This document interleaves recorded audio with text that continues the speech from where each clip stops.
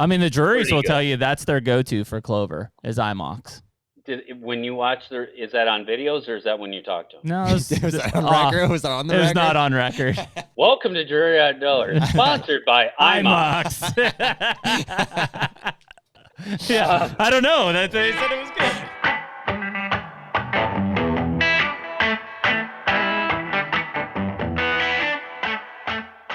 HUNTR Podcast is brought to you by Deer Grow. Man, we've been using Deer Grow products for a long time. The Plot Start and Plot Boost, more recently Plot Till. Now we've got 3 new liquid fertilizers that have been put in the mix that will cover everything we could want for a food plot program. It's huge, man. The more food plotting we do, it's like, man, the liquids just make sense. Like whether it's herbicides or the Plot Start and Plot Boost, and now the fertilizers getting mixed in. It's like, man, I can combine all of those in certain cases and do less passes for more results. I mean, it's all about efficiency. I mean, like you said, less passes. If you're out there treating your beans with glyphosate in the summertime, you can mix in this fertilizer, do that all at once. You have the boost in there to help some metabolism. It's all about efficiency when we're talking about food plots. And really the big difference on these liquid fertilizers is you're bypassing some of these soil limitations, pH limitations, the soil type. In a lot of cases, we talk about dry fertilizers only being available for 17% of what you put down in the first year. These liquid fertilizers straight into the plant are 90% available in the first year. Huge difference in what you're going to see in growth. It's huge. And so right now you can use code HUNTR15 for 15% off any of the Deer Grow products on their website. And as always, better food plots, bigger deer. And we're back. Ew. HUNTR Podcast, episode 251 on a Monday. We're recording this. Going up on a Monday. We were kind of like, yeah, I was for a while there. I was on the phone, but I was like, it's like, Jared coming. I was cleaning ice cream machines this morning. That's what I was doing. Yeah. And I ran to the plumbing supply store and did a little welding this morning. Wow. Yeah, it's been a full day for me. Full day already. Yeah, because you start early, right? Yeah. That's a 4:30 wake up, which is pretty doable. It's early. Pretty doable. Yeah, a lot of days I'll fast out of necessity on those days. So just because I don't have time to eat. So, how far are we into? I feel good. Hit 7 hours in. Hit my stride here. Yeah, 7 hours in. Plenty of water. Yep. May the 5th. Cinco de Mayo. Cinco de Mayo. Yeah. I was like, wait a minute, that's important day. Cinco de Mayo. Cinco, the day of the 5th? The day of the 5th of May. Means? 5th of May. Mayo. Mayo is May. 5th of May. 5th of May. There you go, yeah. I think so. Yeah. Our Espanol's a little rusty. Yeah, May's looking pretty stacked here. I know we both have a lot of plans. Boy, I'll tell you what, shit is greened up here real fast. Oh yeah. Like I was outside this morning and there were some jakes gobbling in the food plot and I'm like, where are they at? And I was like, I couldn't even see my food plot. Like the trees have leafed out so far already. I'm like, holy shit. Yeah. We're full sprout. Yeah, it's cranking. Yeah, so we've got, I'm sprayed. I just, I think we talked about it, yesterday or this weekend, drilling like in the next 10 to 14 days, something like that. That's the plan. Weather dependent. There does look like we're going to hit a dry streak here for a little bit, for about 10 days plus of like just 80s and dry. Yep. But hopefully that'll. That's my cue to spray. Yep. And then I think we'll get fertilizer down. We'll get back into some rain towards like the 15th or 16th of the month, something like that. That's perfect. I'm kind of at the discretion of the whenever I can get the drill. And the guy, I'm sure he gets a lot of inquiries, but he's not a great communicator either. So it's just kind of like, hey, how we looking? And then it'll be like 2-3 days, and I'll be like, how's end of this week type thing, or so I just got to be kind of. Go with flow on that one. Yeah, we'll get it. We'll get it when we get it. I mean, we're plenty ahead. Frankly, this will be the earliest I've ever planted beans if we get them. I hope before Illinois. Usually, I plant them last week of May, first week of June. I've planted them. Yeah, and they do great. So Switch is no rush at all. So Switch is cranking right now, man. Growing conditions for Switch has been really good out here. At all the farms. Even my clover looks great. I got that sprayed, so I'm starting to see some die off there from the IMOX and some of those, but I did put clef in some as well, which is killing that grass real fast. Saw some growth coming. I have a third correction. I think I corrected myself, and now it's time to recorrect. Dude, quinclorac does not kill broadleaves. It only kills like your crabgrass species of grass. Foxtail. It kills foxtail for sure. Yep. I mean, that's the prescription for foxtail. So I would assume you would put quinchloric and 2,4-D. Yeah, that's what you need in the same tank, and probably some simazine too. What is simazine? Just a pre-emergent for anything else that's going to come back. We got the guy today to ask the question. That's right. We got Skip Sligh's on today, just so anybody's like, what are these guys going to do? Skip Sligh. I guess that would be my question. Like, I didn't, like, do you still spray simazine now? I think today is just everything food plots and habitat, like chemical especially. Mm-hmm. Dude, you could spend a whole podcast probably on chemicals. So maybe we do that, or I don't know. We'll just see where it goes. But like, yeah, it's ever evolving, and every year it's like we learn something new, and we're like, ugh, wish I would have known that 3 weeks ago. I know.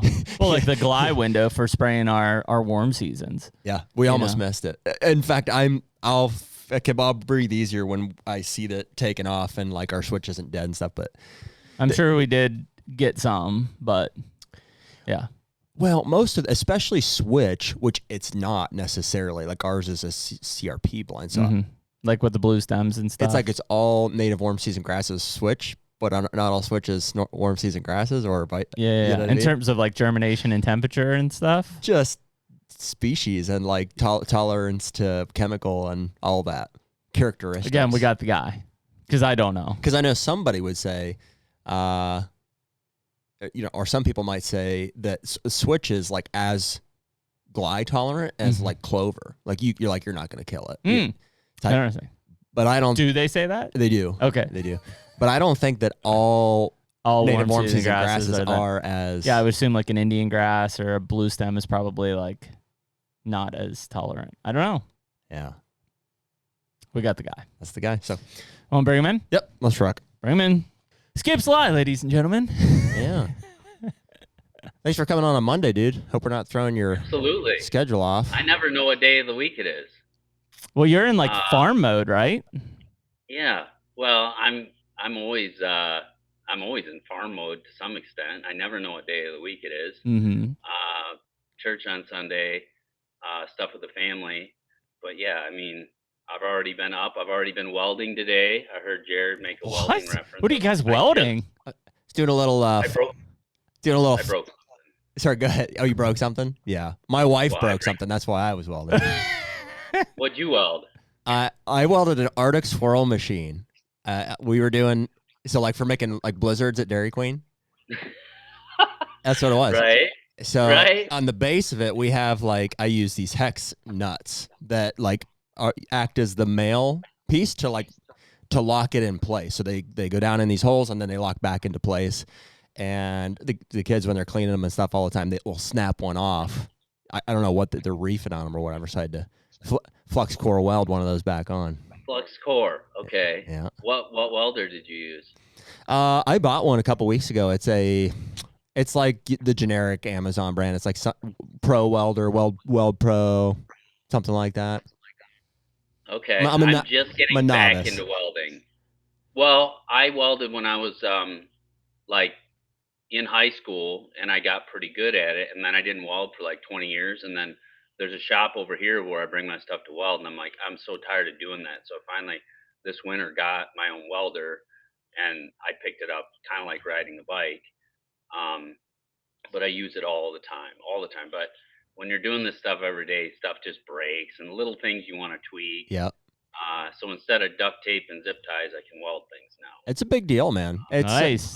It's kind of like a fancy hot glue gun. It's kind of how I think about it. It's just like a man's version of a hot glue gun. Crafting, but manly. Yeah. It's just stick this to that, make them stick together. Mm-hmm. And it's strong. I mean, even you'd be surprised. I mean, it doesn't feel like you're doing much, but it's like a little 2-3 seconds, and a sucker ain't going anywhere. Mm-hmm. Yeah.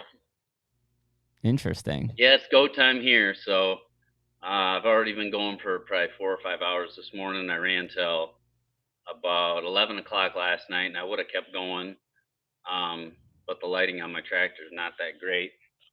I got to add some more lights if I want to run in the dark, which usually I shouldn't have to do, but I was just listening to music and getting stuff done into the night. What were you doing? Were you putting in beans or something, or what were you doing? So I had to do this in the dark. I was disking. So I didn't want anybody to see me. I put in a bunch of tile lines, kind of last minute. I ripped a bunch of stumps out. My buddy Zach with his excavator came over and we ripped these stumps out. He's like, dude, put some tile in. I said, I agree. You know, it's so wet in this spot. So we ran some tile lines. It was just a mess. So I did that last night, and I'll let it dry out a little bit, and I'll probably go over and smooth it again, so I can get corn in there. And corn will all go in this week. Some of my corn, like the ag corn, is in already. Kind of a gamble on doing it that early, but I think it'll be fine. And then a lot of it, I'm like, we'll wait till after this wet spell goes. And like you were talking about with the weather, with 7 to 10 days here, I mean, you have to go. Yeah, it's just like go time. And my wife is awesome. I just said, listen, I need one solid week just to go from before dark till after dark every day, 7 days a week. I'm just going to go. And then when that week's done, I'm done. Good. All caught up. Nice. Skip, are you leasing stuff to farm as well, or do you just farm your own ground? No, I don't lease anything from anybody else. I'll lease some of my stuff out. If like I had a big CRP project this year, and I knew it would take so much of my time. And then I bought some farms that I'll fix up, and I knew that would take a lot of my time. So I can be real flexible and just talk to one neighbor or a different renter over here and say, hey, you want to grab this part this year, you can rent it. And then if I want it back next year, I can take it back next year. So I can be real flexible on what I rent out or what I farm myself. But no, I don't rent anything from anybody else. I'll rent mine out. And then it's the same with like hunting and stuff. Like when I was young, you know, I hunted public and then permission, and then I had a lease, and now I just hunt my own stuff because I got sick of dealing with all that stuff. And 30 years later, I have that luxury. But yeah, so I just farm my own stuff, and usually farming for me could be some row crop. It could be establishing alfalfa. It could be putting in new orchards or doing tree plantings or CRP. I mean, the list, doing dirt work. I mean, the list is just it's so long. And yeah, this is corn and bean season, but and this is probably the hardest I'll go for 1 week, just go super, super hard. But I mean, I go 50 weeks out of the year. Yeah. There's plenty to do. Yep. Yeah, for sure. Dude, as a landowner in southern Iowa, your conversation about like leasing and stuff just got me thinking. How many postcards and stuff do you get like on a monthly basis from either realtors wanting to sell your property and or do you get inquiries from people like looking to find places to hunt or you wanting to all the above? Yeah, it comes in waves. I'd say maybe 5 things a month on average. Yeah. So 60 a year. I'll get handwritten notes. Yeah. I'm Johnny from out of state. I saw you. I found your place on Onyx or something. Yeah. So there are guys out there doing it. Come on in, man. Yeah, come on in. Well, I'm glad you reached out. Thought I'd never hear from you. Yeah. Oh man. And I'll get the more common one is I get text messages every day. Do you know any? Hey, and a lot of times it's from non-residents. Hey, do you know of a place to lease? And and if I like the people, and like, hey, they're good dude. They're they care. They're helpful. They're hardworking. Usually I try and connect them with people. And a lot of times what happens here is non-residents who own land will not draw, and they'll be like, my ground's going to stay vacant. Hey, and some of them that are maybe a little tighter on money, they'll say, hey, I'll let this guy hunt my farm. He gives me a little cash or does the food plots or something like that. I mean, it's rare. Yeah. So everybody's going to be texting me now. Hey, help me find a lease. That situation. It's hard to find, but like a handful a year, I'll try and come up with something. But it's brutally hard to find places to hunt here. Brutally hard. Harder if you go across the line into Missouri, and harder in Illinois for sure. It's definitely tougher to find places to go. So, but here it's like anywhere here. the best places are usually locked up.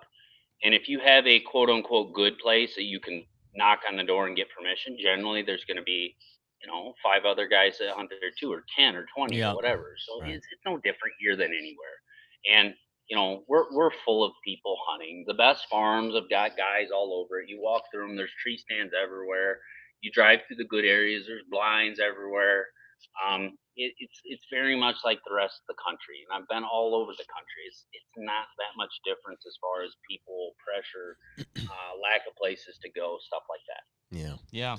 Well, I mean, if you think about some of that area, they're just, and it's any area that's big ag, right? There isn't a lot of deer space, right? Like there's a lot of land and rural land, but like, if you're sitting around 500 acres of just pure tillable with like one draw through it, like there's not a lot of places to go. And those are actually the places you can probably have the best luck. In that, 93% of our state does not have forest. It's tillable land or open land. And so of that 93%, so we're a little less than 7% timber, or we're about 7% timber now. So there's these big swaths of open. Well, you could definitely get permission on infinite ground, but they're like, there's no deer around here. There's nothing. There's no trees. Now, if you can find those like little ditch rows with like, 5 acres of timber that gets overlooked in ag area, you probably could get permission on those because they're overlooked.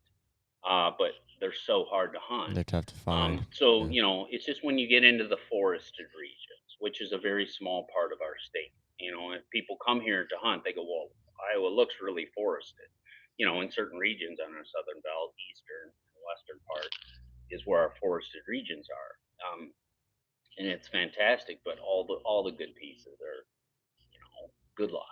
It's amazing how, like, from the outside looking in, if you just pull it up on Onyx and you start scrolling, you're like, boy, there's like infinite ground out there. It's like, or so it would seem, even when you're driving through it. You know what I mean? It's like, boy, it's big country out here. It's something how once you get connected to the network in that area, whether it's the real estate agents, just the locals, or people that hunt there, and you start talking about like, where everybody's kind of at, especially in an area like we talked about, like where we're at in Illinois. It's like, dude, there's nothing. At every single spot, there's like 4 different guys looking at it at any given time. Yeah. Do you know what I mean? And it's just like you start to realize you're like, boy, this would be it's just a tough area to penetrate. Like there's a lot of presence. It's a good area, but it's tight. I would 100%, a little change of subject, but I would 100% target the areas that are not publicized, that aren't like, hey, this is the hot area. And if a guy's telling you even quietly, man, this is the best area, and kind of the cat's out of the bag, I actually would avoid those areas. Yeah. There's some spots in the state, I guess I gotta keep this a little quiet, but there's some spots in the state, I'll just say this generically. There's spots in the state that nobody talks about. Everybody's like, I gotta be in this county, in this region. And there's absolutely regions in this state where I would say the age class is as good, maybe even better. And for where it gets different, somebody's like, but those really good areas, you've got your land managers that are really disciplined, so there's giant bucks. Sure, I understand that. But it's fairly rare to find those. And then you get past those big landowners and you get into the smaller tracts. Because it's publicized, those tracts get pounded so bad that they actually are worse than average.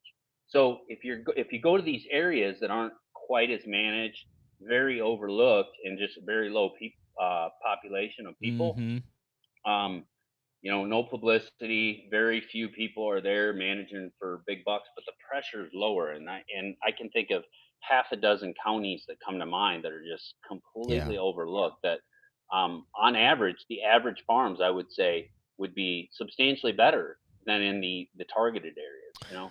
Well, it really comes down to the neighborhood, more so, because like you can only, when you're talking about an area, it's like the smallest that generally you hear people talk about, and it's even like kind of hush is counties. What county are you in? What county? Yeah. But dude, counties are big. There's a lot of landowners in any given county. every single county in the country has probably good areas. Well, some counties have good areas, but they all have a lot of bad areas within the county. So it comes down to how do you find a pocket of landowners, or just be in the right neighborhood that either the neighborhood is being hunted correctly, and they're managing for an age class, or it's not. There's people keeping people out type of a thing, or you got sanctuaries and you run down a list of areas that keep deer alive type of a thing, but. Yeah, counties it's way too broad of a term because, I can think of 20 different good neighborhoods I've been in or own land in or have permission and whatever throughout the years. Like, hey, this farm right here is really good. And in every single one of those examples, literally everyone, you could go 5 miles down the road and find an area that's just like pounded and just mismanaged and shot up. And you're like, I heard this area was great, this county. This is awful. Yeah, and think about this. Like, on my farm, because I'm nuts on what I do and how I manage it, a lot of the deer live in 40. A lot of them live in 40-acre areas. Some of them even less than that. And there's a huge range and depends on personality. But if a big buck's living on 40 acres, you could be like, well, I want to hunt, a mile away on that farm. It doesn't mean you're going to see the deer that's on that farm, the good farm. If, half a mile away could be even a big difference. Dude, half a mile. Oh, man. Jeremy and I very recently have had, we know a lot of the people, we've gotten to know all of our neighbors, a lot of people in the surrounding area on our Illinois farm. And just, recently it's like, we're always looking. And so I got some probes out there, looking for other pieces and stuff. And so inevitably we start sending deer pictures and stuff like that. And we're pretty open with it. And it's amazing how some of these deer we never see in 2 years of running cameras. I mean, if they're on the property, like we know, and there's deer within a quarter mile. Yeah, 300-400 yards. 300-400 yards, like across the field that I've never seen. Like a substantial deer. You know what I mean? Yeah. Yeah. And I'm like, dude, I don't know like, he's in this woodlot, and we're like, that's our property line, like right there. He just doesn't come over. He just may be as far in his range as he's willing to go in that direction, I've got to see that for 20 years on my own farm, where I'm like, okay, there's this field right here, and there's this timber, and I can run a camera 600 yards away. He's never going to show up on it. Yeah. And there's exceptions, like during the rut, maybe he vanishes for a little bit, or his range expands. I mean, any deer, probably the range will expand some. We see that too. We've been fortunate to see. We have some of those that don't leave our property, type of a thing. So, but I think that peripheral range is what's been. So that one, we had a really big 8-point that we had seen last year for a few days. This year, we didn't see it all until February. He showed up like one day in February on camera. I think it was January 22nd or something like that. I think it was February 2nd or 3rd. You could be right. It was after season, regardless. Well, if your food runs out, that's a big dynamic shift. Yeah. I mean, that's probably more substantial than the rut, because it literally is survival. Mm-hmm. And they're going, listen, there is nothing left to eat here. And some deer had told me that there's a big, luscious bean field over there, so we're going to go check it out. That one was interesting, because you're right. I think he was there for a fawn that came into estrus. Yeah, he followed a doe over there and didn't stay. Yeah, because he was gone. We never saw him again. Or shed his horns, and we didn't find him. Stayed, because we had the food. I mean, if he found... But we know the guy that found the sheds, which were not near us. That's right. So you're right. It was a half mile. He came in for a fawn and then left. I know a lot of people, a lot of buddies over the years that have had deer that, like, consistently for years and years and years will, like, show up like mid-December. Like, dude, every mid-December this buck shows up. Yeah. And I didn't get him or whatever. And it's happened multiple years in a row. And sometimes they've traced it back to where these deer have moved like 4 or 5 miles. It's crazy. So, like, we had one, the most significant example I can think of is a farm by maybe 10 miles from me or something like that. Had a deer that was like, I think the year it got shot, it was like 260 or 270. Whoa. Well, it lived on this farm way over south of me, and they shot it 15 miles to the north. Well, and that deer was there all September. But every year that deer for like 3 or 4 years. They traced this deer back. Every year it would move like 15 miles to the north. It's the weirdest thing. And so when these people shot it, clearly the picture got out, and they're like, "You didn't shoot that there. Yeah. He was on my farm. Deer don't move 15 miles." And that one case, they did. It did. But he relocated. You know, it was like that September shift. Now, why he didn't relocate a mile, I have no clue. But he relocated like 15 miles, and somebody shot him. Totally legitimate. Well, dude, we're seeing that. I mean, like, as we're talking to, these guys and just learning the area, a lot of them are, because, and I'll bring it up, I'll be like, we're a little bit perplexed by the turnover of bucks. You know, I know you think it's really high, it's higher than anywhere else I've ever seen. Yeah. I mean, I would say it's like 60% turnover is my assessment. Jeremy thinks it's probably 70 or higher, but other guys I've talked to, some of these other, that have sent us, they're like, yeah, 40 or 50% turnover, like year to year. And it's not like we're losing mature bucks and getting young bucks, like mature bucks for mature bucks. Like complete turnover at the upper age class. Granted, we are in the first 2 years of like giving this farm what it needs. So hopefully over time, we'll hold more of those long term, but that's what we're seeing so far. It's really good. I don't get that. I don't have that here. Well, I'm not saying it's a good thing either. I mean, it could be. We're losing. So what you're saying new deer move in, or you're saying a lot of deer move out? Both. Okay. We're saying like they're there. We'll have the same number and the same age class. Let's even say the 4 and 5 year old age classes and up, maybe one of those or two of those deer stay and 2 or 3 of them leave. We'll say 60% will stay. Yeah. 60% will stay and 40% will leave. So 3 will stay, 2 will leave, but we'll get 2 new ones come in. That's right. Of the same age class. Interesting. Never heard that before, but really, I thought again, like Jared said, we're going into the 3rd year now. I thought it was tied directly to crop rotation, right? Corn the first year, then beans, just because we're like an island in the middle of ag, essentially. So I thought maybe that was the case. We'll see this year when we go back to corn. Mm-hmm. But, I mean, it's a cool factor in that, like, okay, if we kill a couple mature bucks, we know next year a couple new mature bucks are going to move in. Yeah. And there are a few. There are a few from year one that we don't know what happened to them that they could show this year, or who knows, maybe they have been dead this whole time. If you have a few mature bucks in Illinois. On 140 acres too. That's impressive.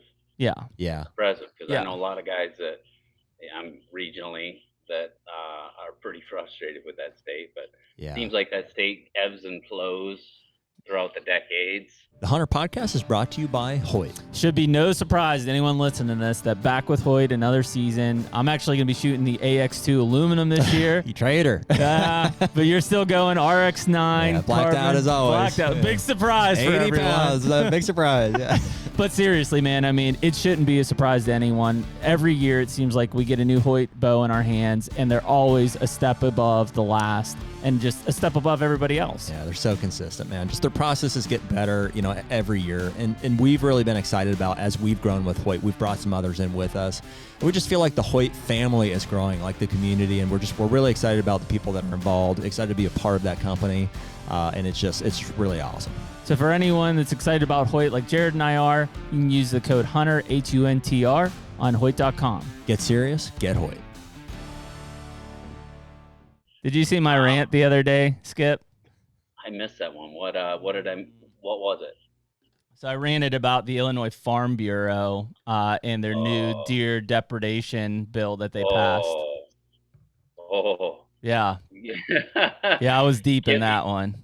Get me started on that one. Well, I mean, but honestly, like, here's the thing, because some people took it too harsh, I think, from my standpoint. And I say some people, I mean farmers, and you're one. I'm talking to one, right? Like, a lot of farmers took it as me saying I don't give a shit about crop damage, which is not the case. Like, I understand that is money out of their pocket. I understand that's the livelihood side of things. But the way that bill was framed up is a complete elimination of the deer. It's not a management of the deer. It's kill them all. So what was your rant in a nutshell? My rant was that, number one, it passed 51-0 in the Senate, so it goes to the House. Okay. Number two is that the counties that they were picking on to say that they're having all this crop damage is because the majority of the county is tillable. There are no woods, and they're only killing 350 deer a year in the whole county as compared to counties around it that are killing 2,000 plus. So, like, there are no deer there to begin with, right? Like, it's not that they're overrun in the area. Listen, there's been some things that have come out since, too. So, did you see that one guy, somebody wrote us and said something about, like, hey, I hunt that ditch that you circled. Yep. And it's completely overrun with deer. Like, that was he's like, yeah, there's absolutely way too many deer. In a ditch. So, just for context on all of this was interesting. I talked to Brackett about it the other day too, and he's like, dude, there's so many weird pockets in Illinois, and Champaign, it sounds like maybe one of them. That's where I think Jimmy John owns like everything, and it's like it all surrounds, and so like it's a highly protected area, and he's one of those guys that like doesn't shoot does. Sure. You're not going to regulate that. You're not going to make policy to make Jimmy John shoot more deer. Well, that's right. Well, so we are going to quit eating your subs if you don't shoot more deer. I mean, what are you going to do? Yeah. Well, it sounds like that. What this is here is, but I'm not saying it is, but just for fun, could be a political like jab at Jimmy John for maybe. Yeah. I mean, I look at that. Here was the other thing. Or replace the name with anybody. So, well, okay. So let's assume that there is more deer in that county than I interpret based on the harvest data. Okay. The thing that the senator said is, the amount of deer vehicle collisions that are happening and going to happen is another reason. That was dumb. They have every county in Illinois has a deer vehicle accident goal.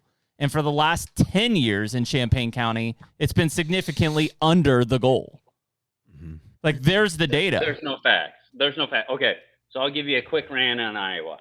So Iowa Farm Bureau put out their newsletter, their legislative goals for this year. And it was to basically significantly lower the deer numbers.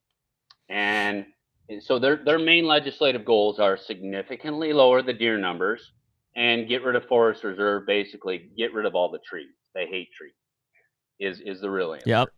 So that was they highlighted these things in multiple different variations of how they said them in the newsletter.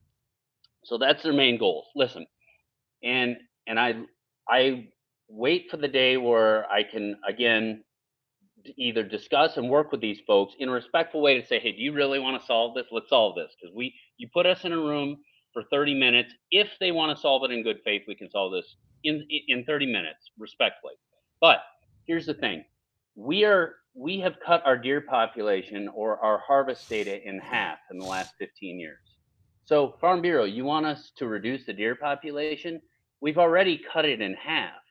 And in their newsletter, they do not bring up the fact that there's depredation tags. There's COs with a standing list of hunters that want to shoot the does.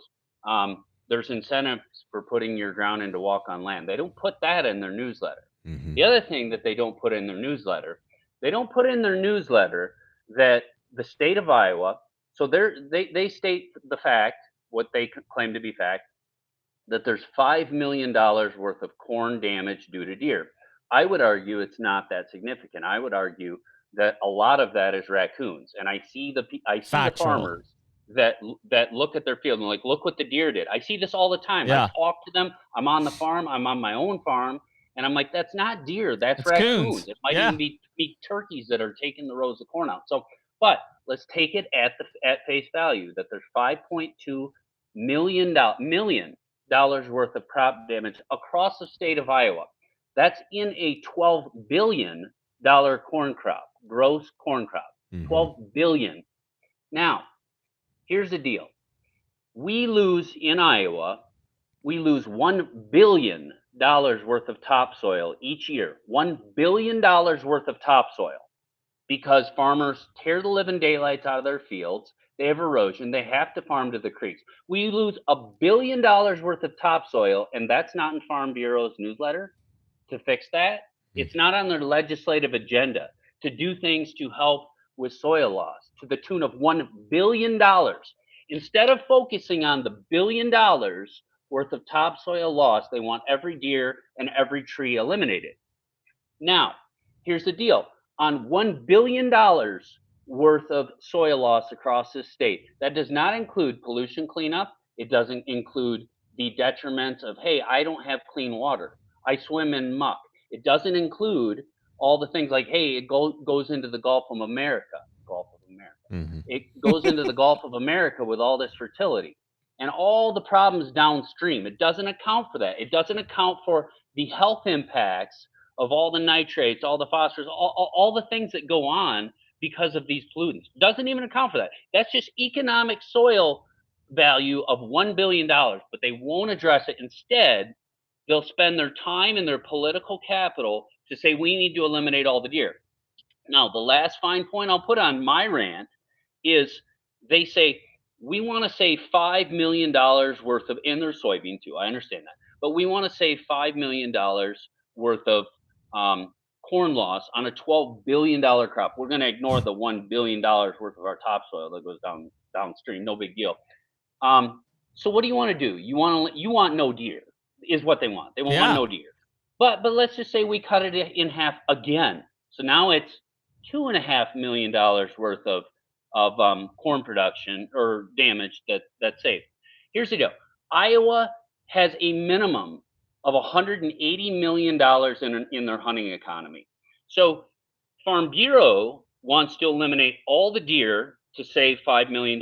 All the deer are gone. They hate them. That's what they really want. Now, they save $5 million. I do, because I'm a farmer. So I'd be part of that. We'd save $5 million across the state, but we would kill a $180 million hunting economy to save $5 million in crop damage. It makes no sense. Nope. It makes no sense. So Farm Bureau, with all respect, let's debate this. Let's sit in a room and let's solve this. If you really want to be adults about this and give the members the proper information and give them the facts, let's solve it. I'd love to solve it. And Iowa's number one problem right now with our deer is low deer numbers, period. It's not the case in Missouri. It's not the case in Illinois. It's not the case in Ohio. They're complaining about too high deer numbers, Michigan and so on. But Iowa, absolutely. And we have some pockets that are high deer numbers, but they're very small pockets. The overwhelmingly part of the landscape of our state is very low deer densities. Western Iowa is completely devastated. The whole northern 2/3 of our state, void of deer, void of living creatures. So we have that's the number one problem we have. And the other point to Farm Bureau really quick is we just had the highest recorded case of EHD outbreaks this last year. It was the number one EHD outbreak. So we have diseases ravaging our population, destroying whole regions and destroying people's desire to want to go out and spend time outdoors. And while we have these huge outbreaks, they want to wipe out all the deer. It's illogical, and there's better solutions. And I'll debate them in public. I invite them to debate this in public.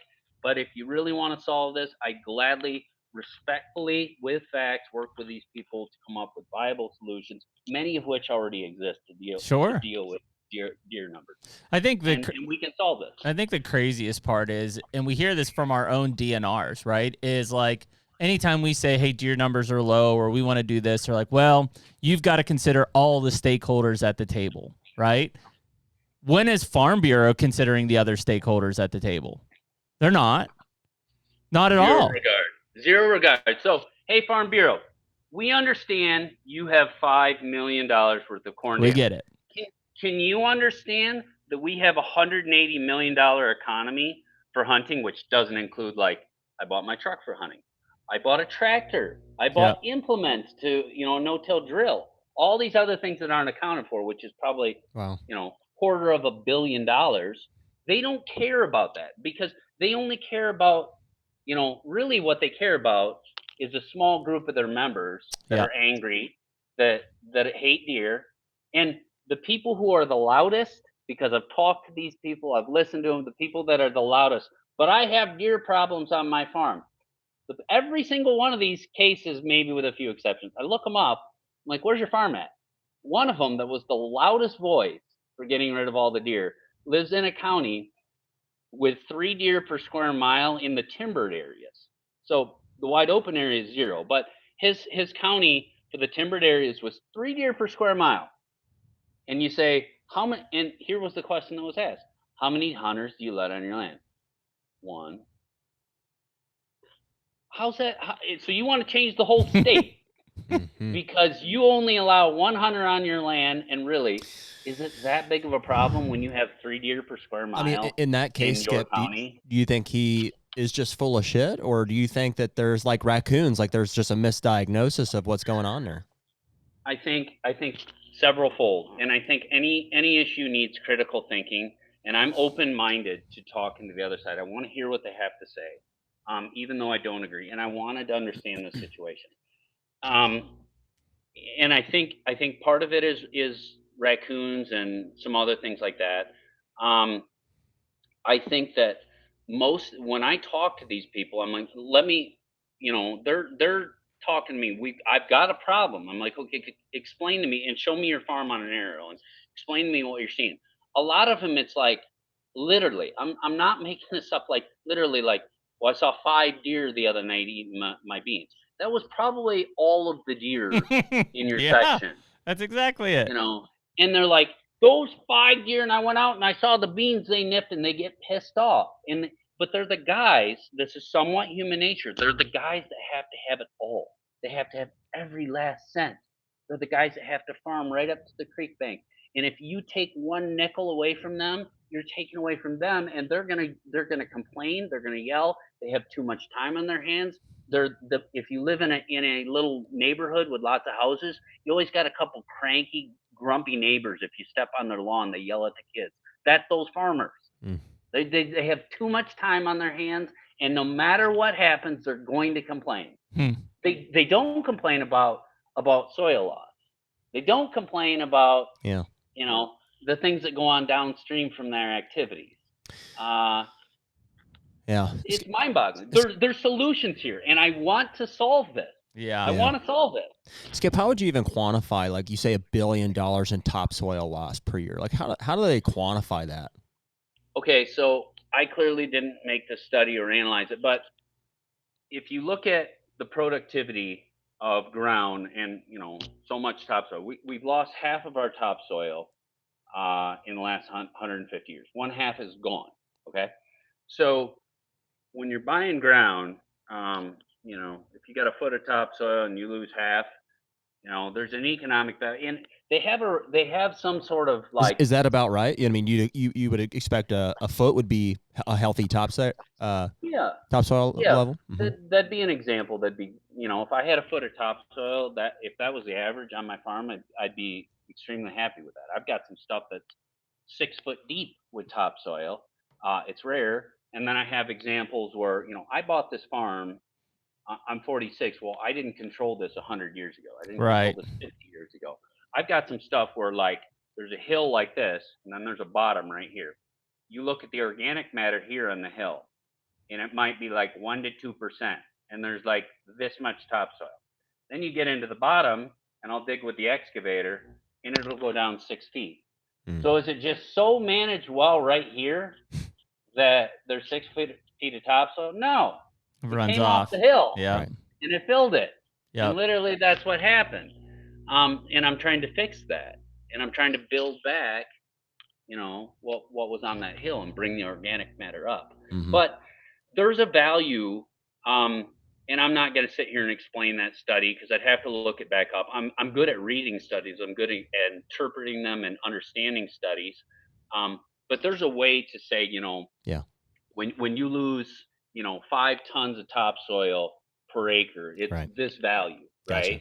And this is what it does to productivity. And these are the nutrient losses that go with it. Because with that soil, you're losing organic matter, you're losing carbon, you're losing your nutrients like P and K and your micros. I mean, all that stuff is just being washed away. And guys who spend $20,000 an acre, for example, on great farmland, what are they buying?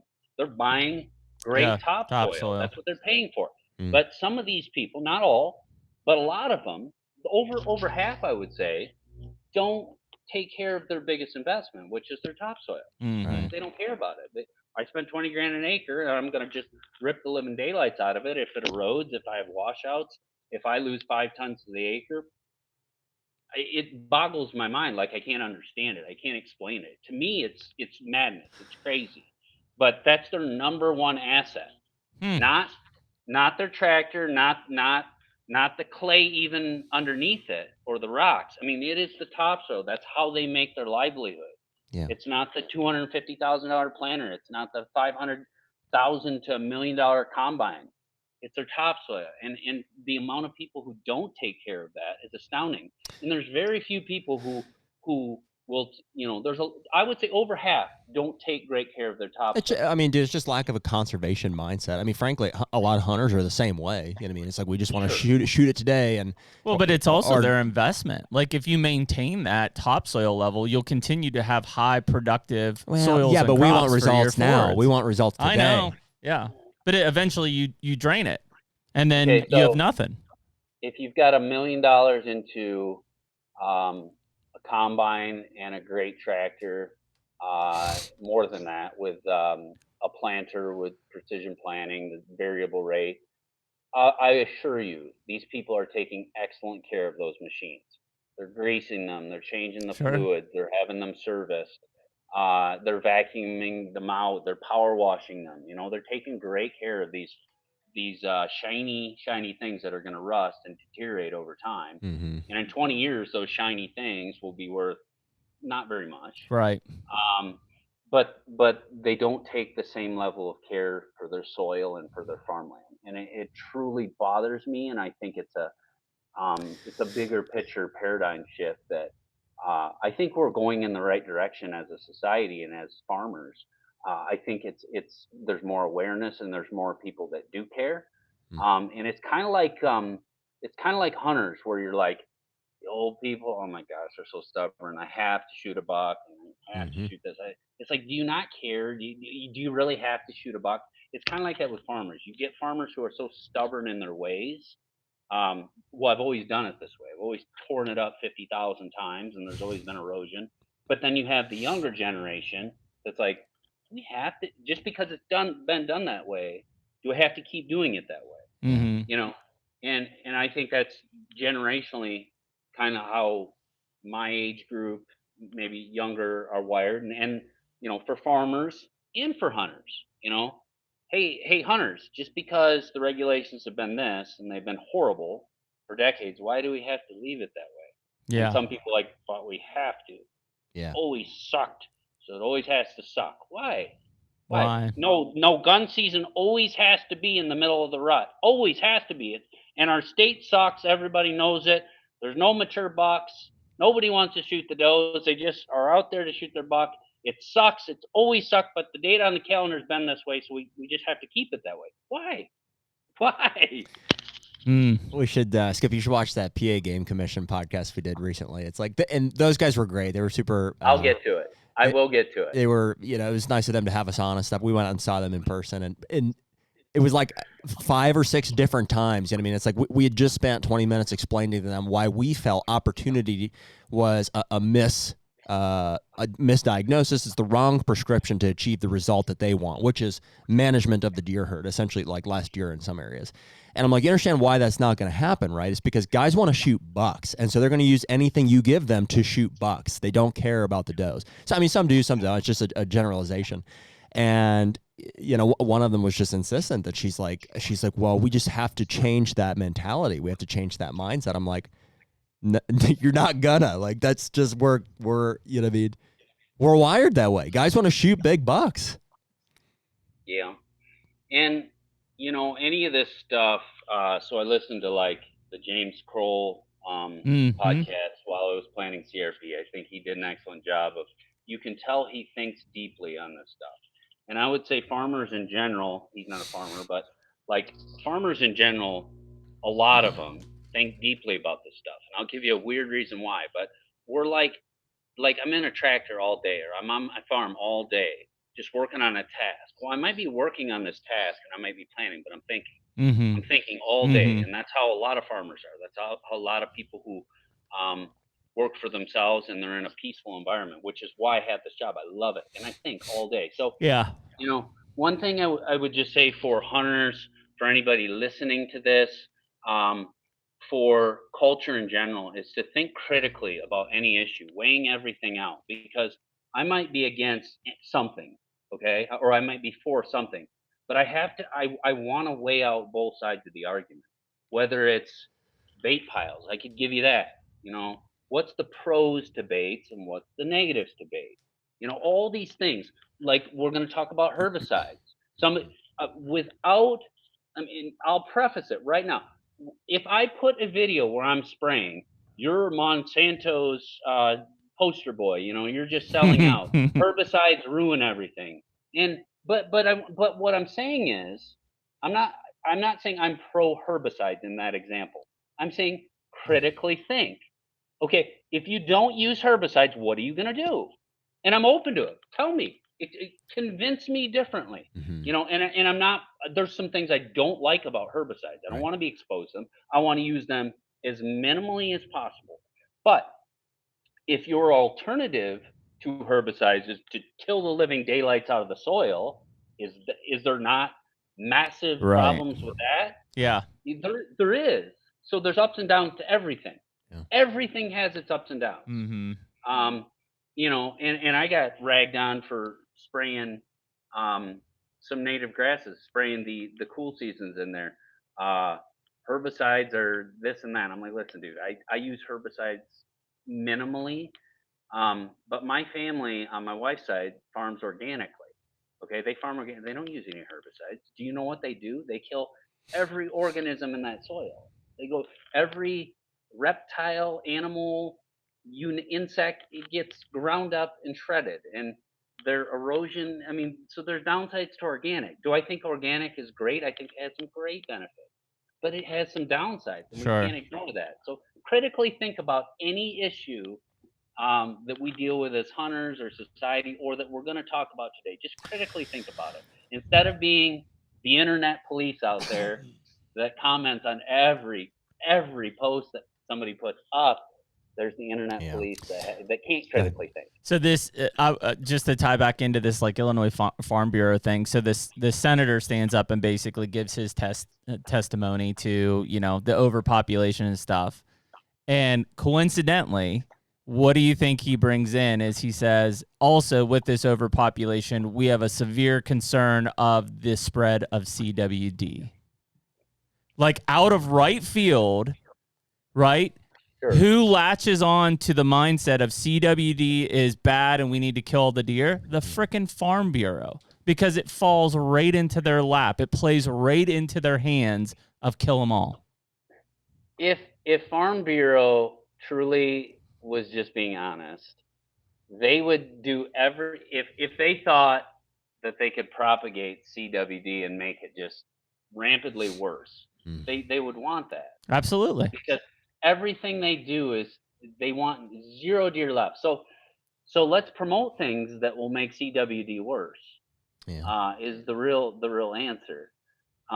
They're just, when I hear them come talk and what they give these senators, and the ones that are in their pockets, which is a small minority, but there's some that are just in their pockets. Illinois is probably worse. Yeah, 51-0. It voted 51-0 in favor of it.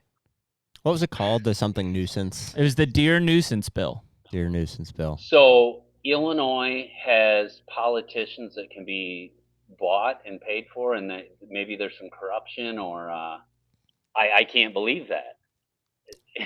It seems like it. Isn't it funny how, it seems like everybody knows, too. Like, everybody would point to Illinois as, who has the most corrupt politicians, when it comes to deer hunting and lots of other things.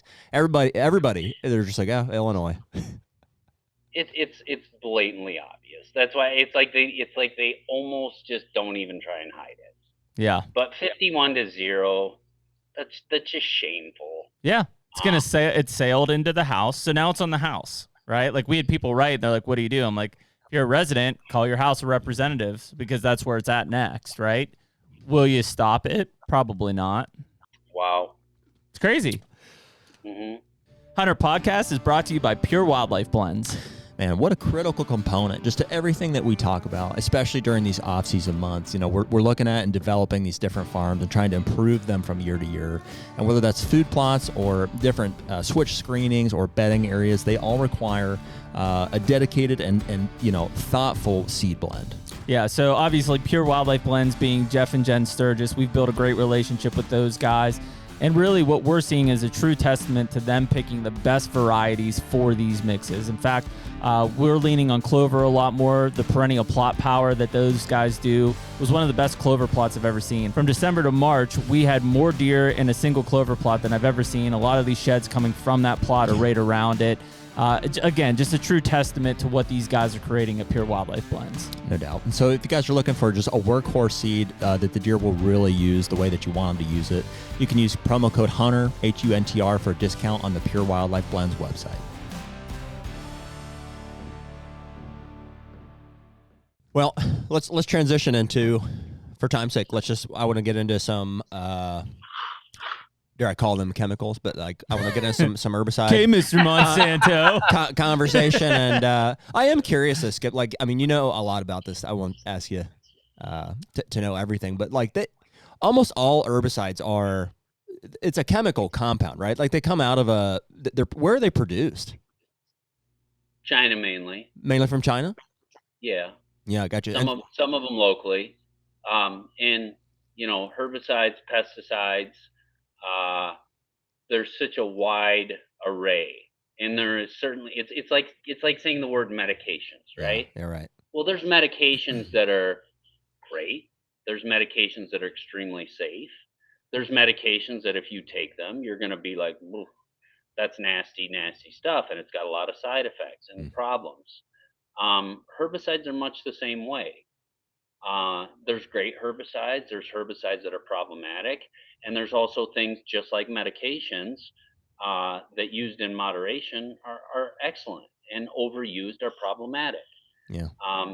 And even if I go use a herbicide today, it doesn't mean I'm not acknowledging that there's some downsides to it. And I understand.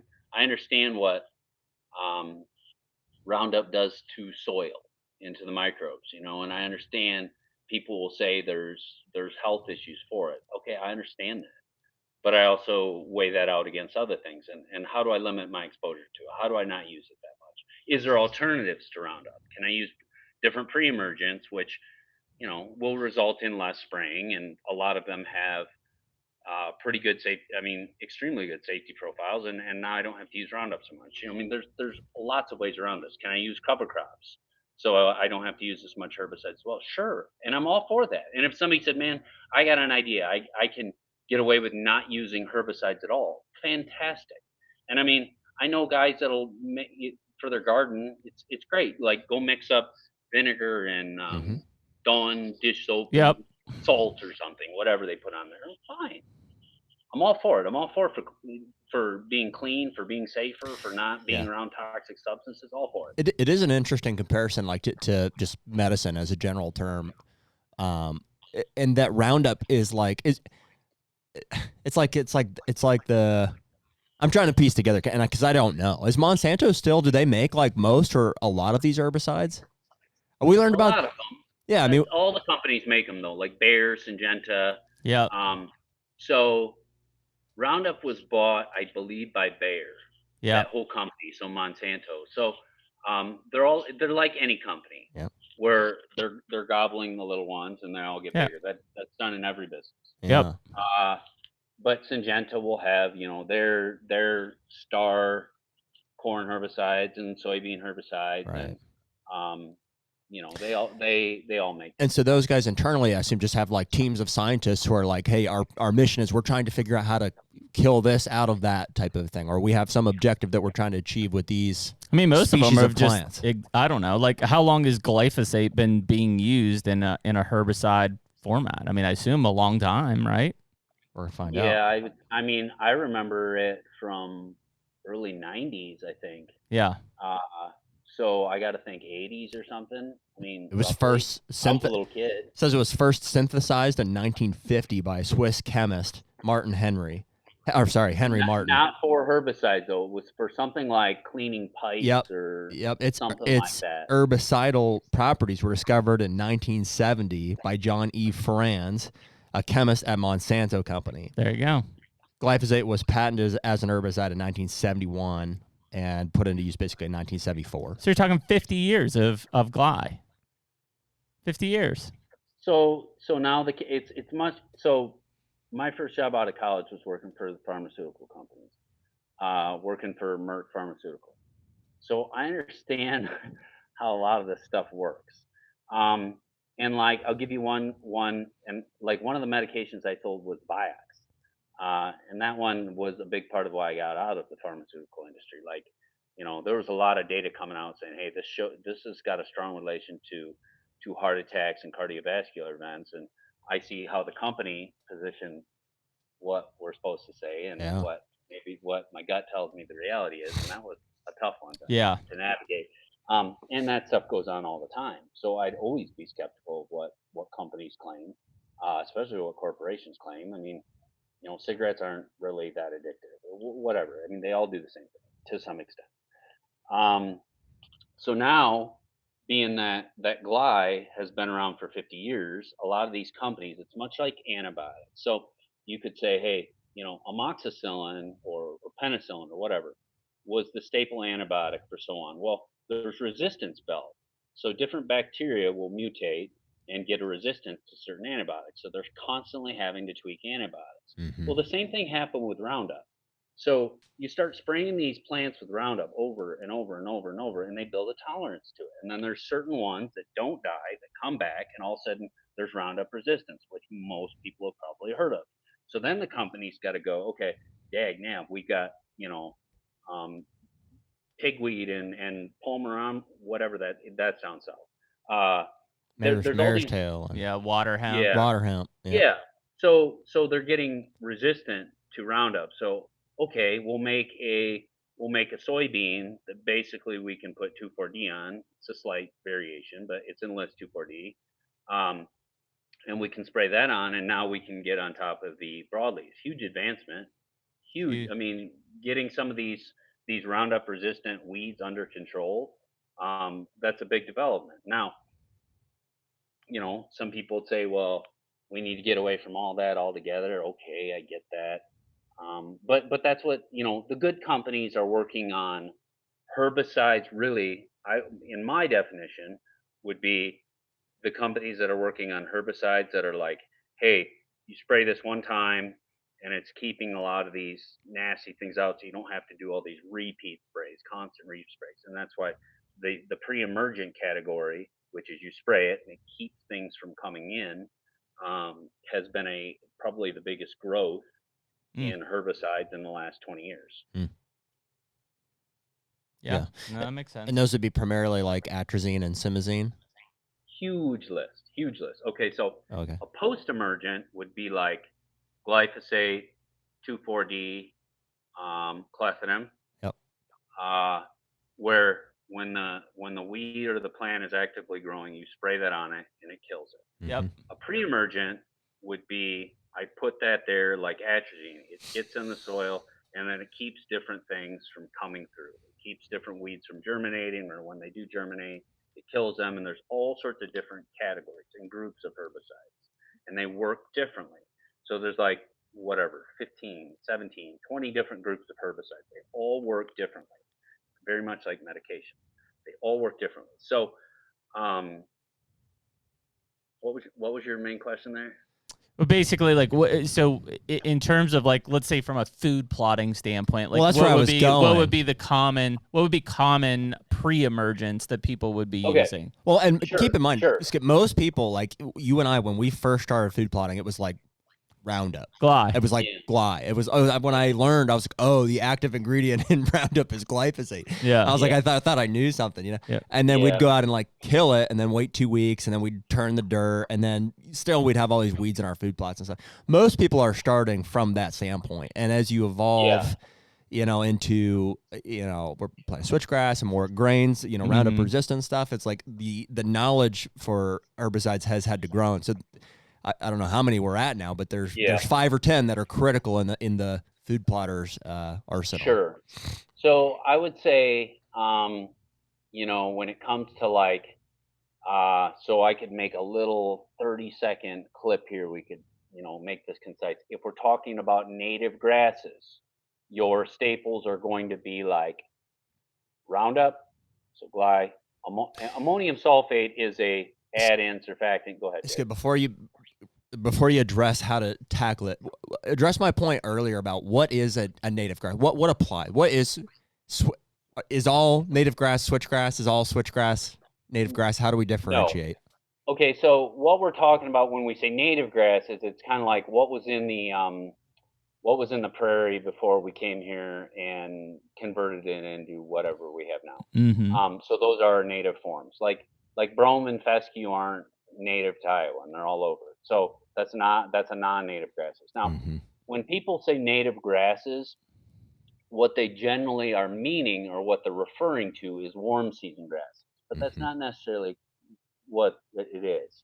So if we want to be accurate, we would say warm season grasses and cool season grasses. Now, some of those cool season grasses are also native grasses. But for the easiest way to explain this, most of what you're going to put in your CRP mix are going to be native grasses, and most of them will be warm season grasses. And so like Big Blue, Indian, Switch, Little Blue, several others will be your warm season grasses. And those come out later when your soil temps warm up. And like right now, a lot of times people just start seeing the little grass come out of the clump. Those are your warm seasons. Now there's other native grasses.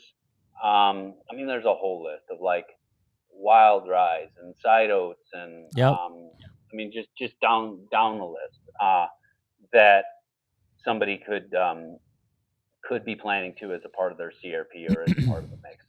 So warm season grasses and CRP or even the forbs, like when we get done with this, I'm going to go work on that corn ground a little bit. And it's a little too wet to plant yet, but I burnt down some brome and fescue, and I killed it with Gly, and I'm going to go seed in wildflowers. So it's dead. I killed the regrowth one time, so I know the weed seed bank is starting to deplete a little bit, and I'm going to go seed native flowers, a variety of wildflowers, and I just think it's cool. I just like it. My wife will appreciate it too. I like the aesthetics. I like the bees. I like the birds. Has nothing to do with hunting. I just like doing it. And it's these ugly spots of brome and fescue. So the staples for wildflowers, native grasses, anything along the lines of what we're talking about would be like Roundup to kill everything off. And when you're killing everything off, almost everybody is going to want to add ammonium sulfate to their spray or a water conditioner because, the pH of their water and the water condition could be garbage. So most people are going to add either water conditioner, ammonium sulfate. And what that does is it makes the herbicides far more effective. It adjusts the water. It helps the herbicide stick to the plant, and it helps break down like some of the herbicides or some of the surfactants like ammonium sulfate or the oils. It'll help break down the waxy coat on a plant. So if you think of like you've seen a thistle where it looks waxy, almost, right?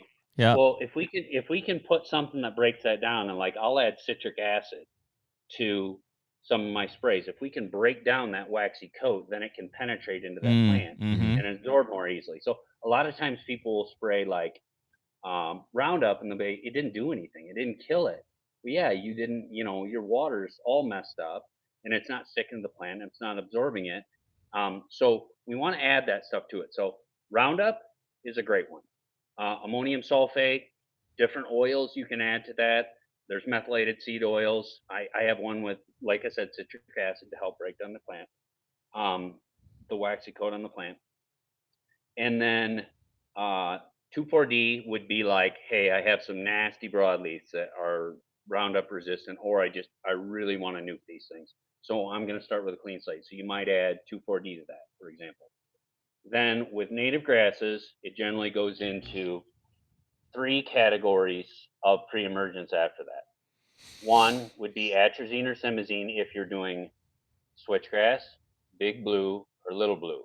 Those are the only things that are atrazine or simazine tolerant. Miscanthus, if you want to put miscanthus in. Interesting. So, well, outside of like corn, right? Right, corn. As far as native grasses go, and I would say that one was discovered probably by accident, where somebody was spraying their cornfield and had switchgrass on the edge, and went, "Oh my gosh, look at the switchgrass now." And I remember this guy Doubletree who would post pictures, way back, like, "Hey, I oversprayed with atrazine. Look at my switchgrass," and that's how he discovered. Wow. So any of those 3 are atrazine or simazine tolerant.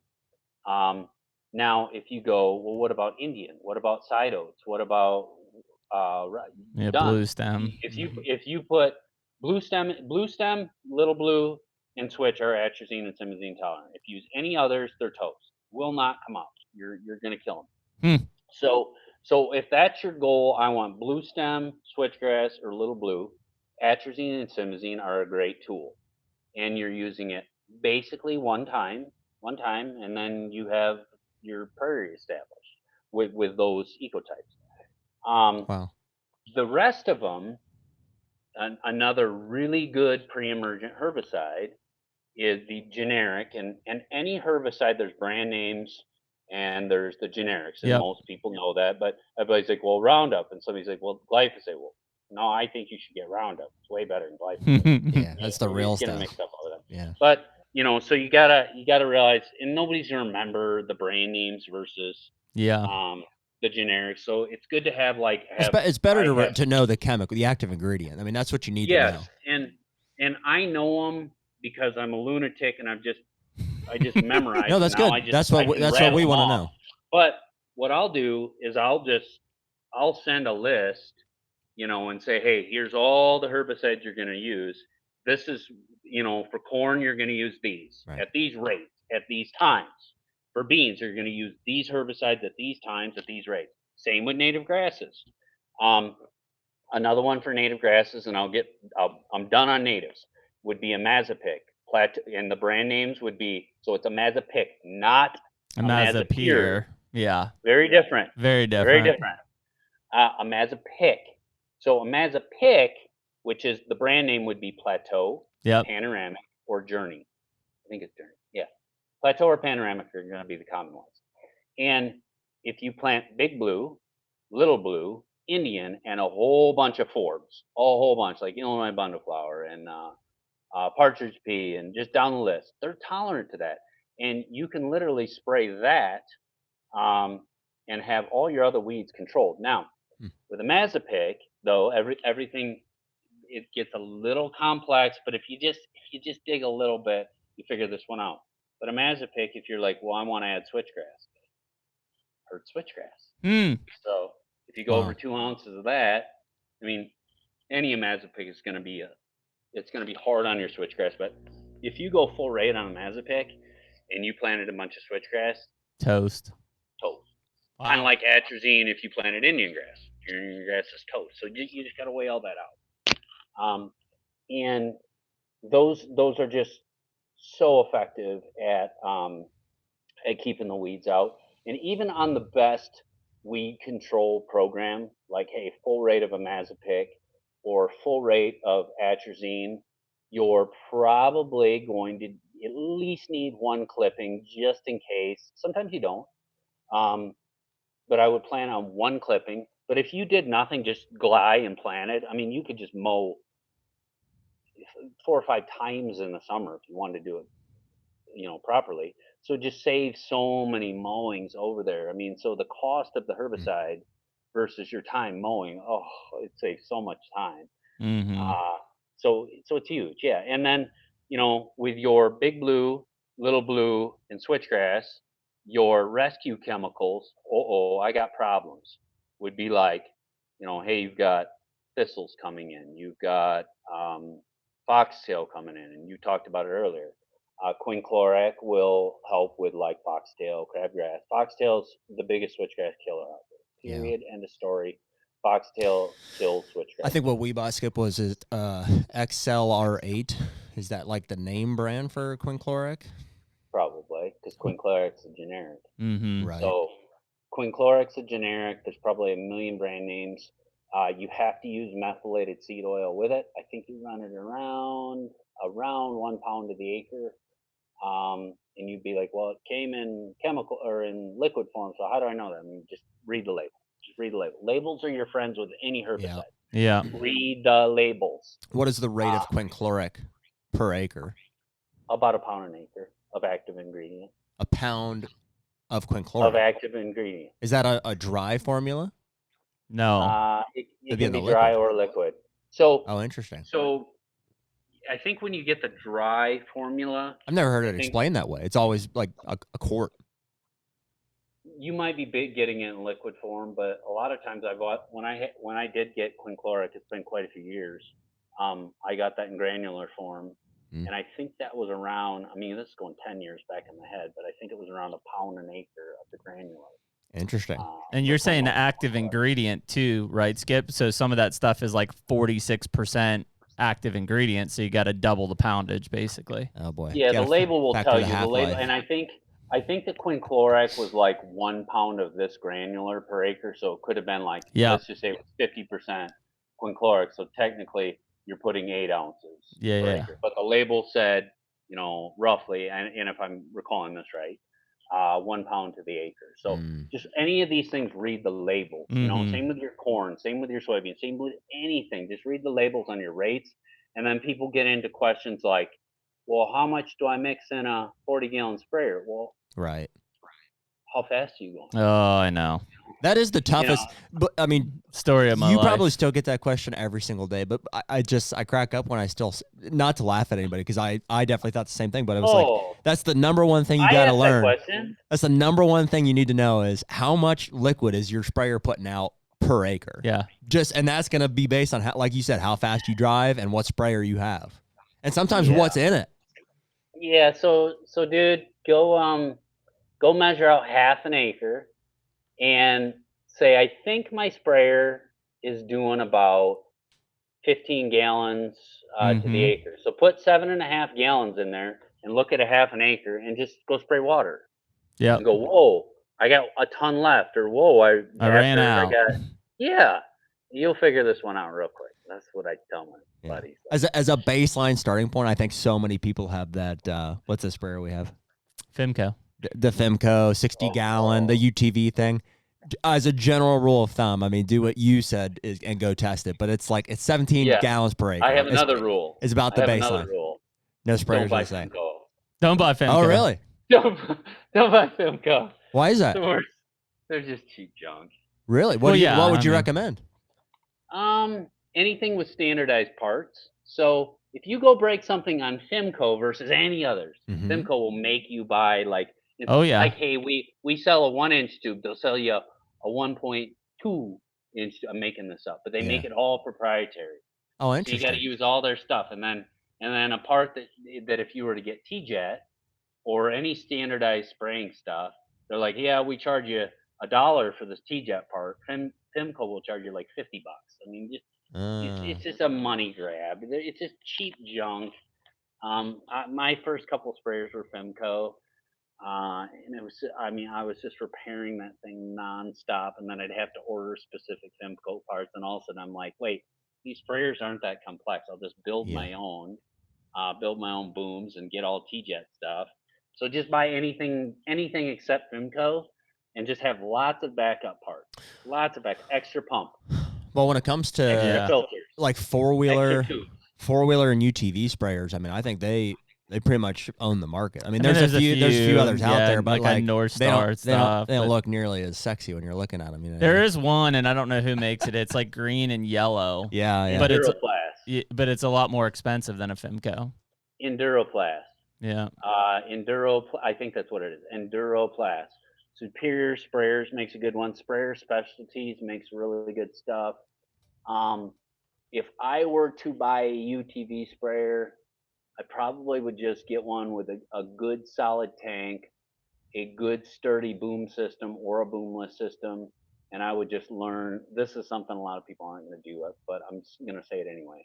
I would just learn how to fix it myself and to add things myself. It's not that hard. It's basic plumbing, you know. Yeah, from a pump standpoint. Well, dude, I will say, so I apparently don't know what a good sprayer is. We have some of the Femcos, and I've broken them here and there, but they've been fairly easy to fix. Mm-hmm. I can't say that they were less expensive than something else, but I mean, they work well, and we should just include it because there's a lot of guys that have those. It's got to be the most common, UTV sprayer. A million especially. people that are listening have Femco sprayers. Right. I have a Femco sprayer. Do you still spray? Do you do any spraying with like a UTV or 4-wheeler, or is it all you do? Yeah. And I actually have one where it's a Femco tank.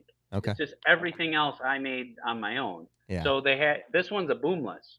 So it has this tube that if you break the tube back up, which I broke it like 50 million times, you got to go buy the Femco tube. Yeah. Well, I just figured out, I'll just cut the tube and take rubber hose and just make it so the tube can just be in different pieces and it runs through the rubber hose. I'd have to show you this, I guess, to have this totally make sense. With hose clamps. You'd have to see it. So I never break the end. So my boom, it flops a little bit, but the water goes through there. It's like a hose, and I never have to buy that stupid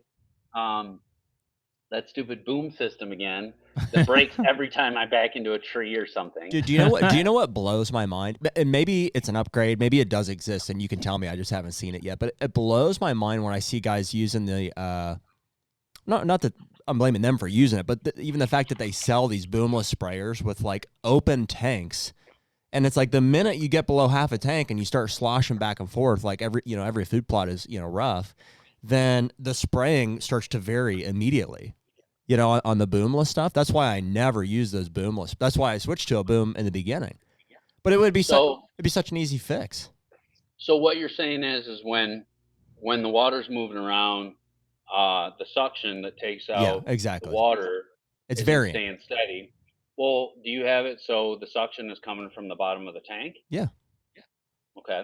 Yeah, they all do. But when you get sloshing, in the smaller the vehicle, the worse it is. A lot of guys use 4-wheelers, and they're freaking going down hills and going back and forth. But your boom one's still the same way. It's still feeding from the bottom. Yeah, why would it be any different if it's coming out of the bottom? Yeah, but why the boom fixes it is maybe there's some variation in pressure, but out of a boom, there's still a consistent spread.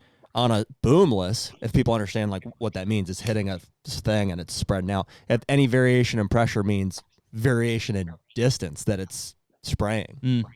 Yeah. So if you're gonna go boomless, and there's ups and downs to both, but boomless are kind of handy.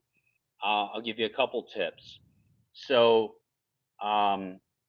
if you go boomless, if you can get Superior sprayers make some where you can actually adjust where the booms, how they fan out.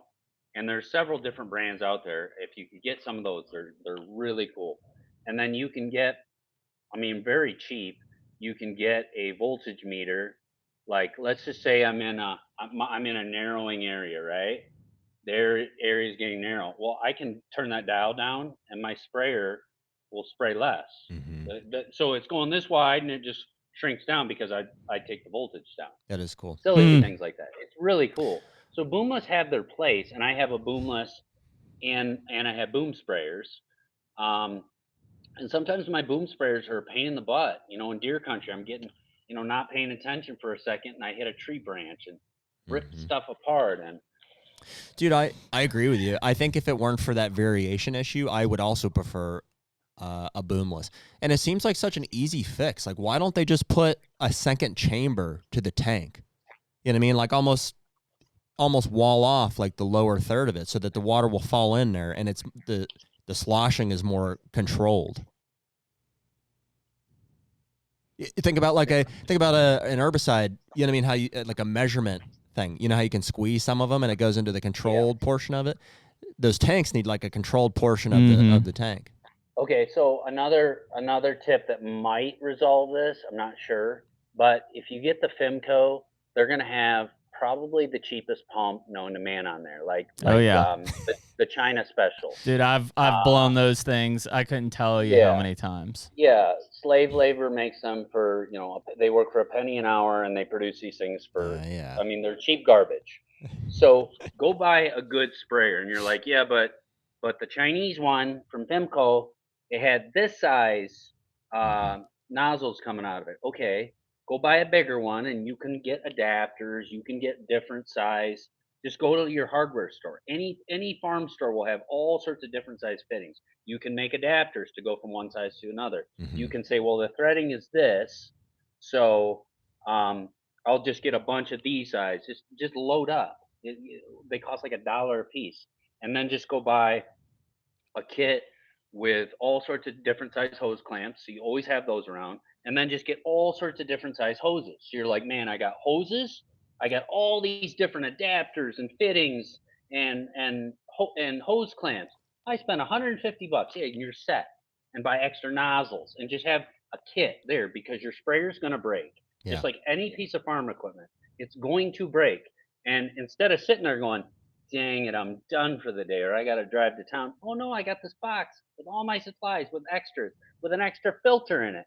And a lot of these filters are like this plastic, and I cracked it again, and I'm done. No, I'm not, because I got 10 extra filters over here. Yeah. So just have lots of extra parts, and it's super cheap. It's super easy. Just go on a shopping spree and buy all this stuff, and you'll save yourself. You're right. That is a great tip. They do always break. Or do like me. Here's what you need to do, practically speaking. Have about 10 different sprayers. Have about 5 different tractors. 10 different. No. Yeah, for real. Something's gonna break. Just jump in the next one. I have enough where if one item breaks, I can just get into the other, and I have to do that. I have to do that, because there's certain times, especially the most extreme would be like during COVID, where you couldn't get parts. But if one of your machines went down, you're done. Yeah. Well, if you need to plant, you're screwed. So, we've all Jimmy rigged some stuff, dude. Like going out of state and stuff. You drive 10 hours, you pull your machine, you hope the tractor at the place there fires up, and we've all, had to strip the wires to, get the things. We've done some sketchy stuff with batteries, on out of state spray trips. Oh yeah, lots of those extra cords. I've got on and off switches. That's right, on-off switches. Yeah. They go bad all the time. Yeah. I've got remote control ones where you just hit the button, and most of the spraying I'm doing it enclosed, and eventually. So in full transparency, while I just get shredded in the comments about spraying, I'll probably do more with drones as they get better. For sure. In that, I don't want to be exposed to this stuff. So as the drone technology gets better and they get more readily available, then the drone can go out there and I'm not even near it. Yeah. Which is nice. I agree. And one fine point on the herbicides for the people who will rip me in the comments for using them. When states like Iowa have lost half their topsoil in 150 years, that wasn't due to herbicides. No. It was due to aggressive tillage. The HUNTR Podcast is brought to you by Lone Wolf Custom Gear. Man, Jared, we are tree stand fanatics, and I think the one thing that we have learned over all these years is to kill big bucks, we got to be mobile. We've been hunting out of Lone Wolves for many years, the original Lone Wolf, and then obviously with the custom gear stuff, we were using the 0.5 and the 0.75. Yeah. And the one thing that we talked about is like, what if there were no cables? Here we are. I really just don't know how you can beat it, frankly. But, a lot of that came, too, from a relationship that we've built with the DeQuistos. We've had both Cody and Andre on the podcast a few times. The passion for hunting, the outlook on the sport and stuff, I think is eye to eye with how we look at it. Everything that has gone into building this brand and to building these tree stands is something that we want to be a part of. This is the 40th anniversary of these guys creating tree stands that have been critical to how we hunt whitetail deer today. If you look over the past, you'll see Andre's designs being implemented across so many stands over the years. Such a cool thing, but really has changed the way that we all hunt whitetail deer from above now. Right now, you can use code HUNTR, HUNTR, to get 7% off anything on the entire website. Be the Lone Wolf. Well, let's go back and finish up on the native grass conversation there, and I think we're almost done. We can move on to some other like more standard food plot stuff. I think the reason, and we started on the hardest one, but the native grasses are so hard, or they just require I think, more knowledge or a kind of a starting point is because you can find them in so many different phases. You know what I mean? It's like not everybody is like, oh, hey, I'm planting switch this year. It's like in a lot of cases, it's I inherited a farm and it's got this switch planting on it. Or, hey, there's this CRP farm that I inherited or I'm getting started with it. So like the hard part is diagnosing where it's at and then what steps to take to get it to where you want it. All right, I'm going to succinctly answer this, even though every answer I give is never usually succinct, and I'm very well aware of that. But the biggest killer of warm season grasses, native grasses, CRP, desirable forbs is cool season grasses. So somebody would be like, I had switchgrass there, but it kind of petered out. Or I had big blue, petered out. It's the cool season grasses that choke it. Yep. Okay. And I made that video a month ago where all these guys, they'll burn and they'll burn early. They'll burn early. And the cool seasons go crazy. And then the cool seasons are like this when the warm seasons that are already established come out. So the warm seasons that established are working against the carpet that you've just promoted. And so the ones that are established have to fight against that. Any new warm grass, native grass, warm season grass seed that wanted to come up is going to die. Yeah. So you're going to have these sparse stands. So there's ways around this. Just remember, cool seasons versus warm seasons. The cool seasons, March into April, they're coming out, they're growing. Your warm seasons are still dormant. So spray those, kill them, nuke them. And if you do Gly at a basic level, Gly and a heavy Gly and ammonium sulfate, very critical. Ammonium sulfate, it's critical. You can kill them in the spring. Guys like, you can't kill cool seasons in the spring. Yes, you can. Just go heavy with Gly and add ammonium sulfate. If you forget the ammonium sulfate, you're not going to kill them. But if you ran 2 to 3 quarts of Gly and ammonium sulfate on cool season grasses on a warm day in late March or early April, those cool seasons are nuked, toast, if you go heavy and you do it right. That's huge, man. I did not know that until this year. Okay, so the key is you're spraying your cool seasons, which are actively growing, and it's a warm day, so they suck in the herbicide, they die.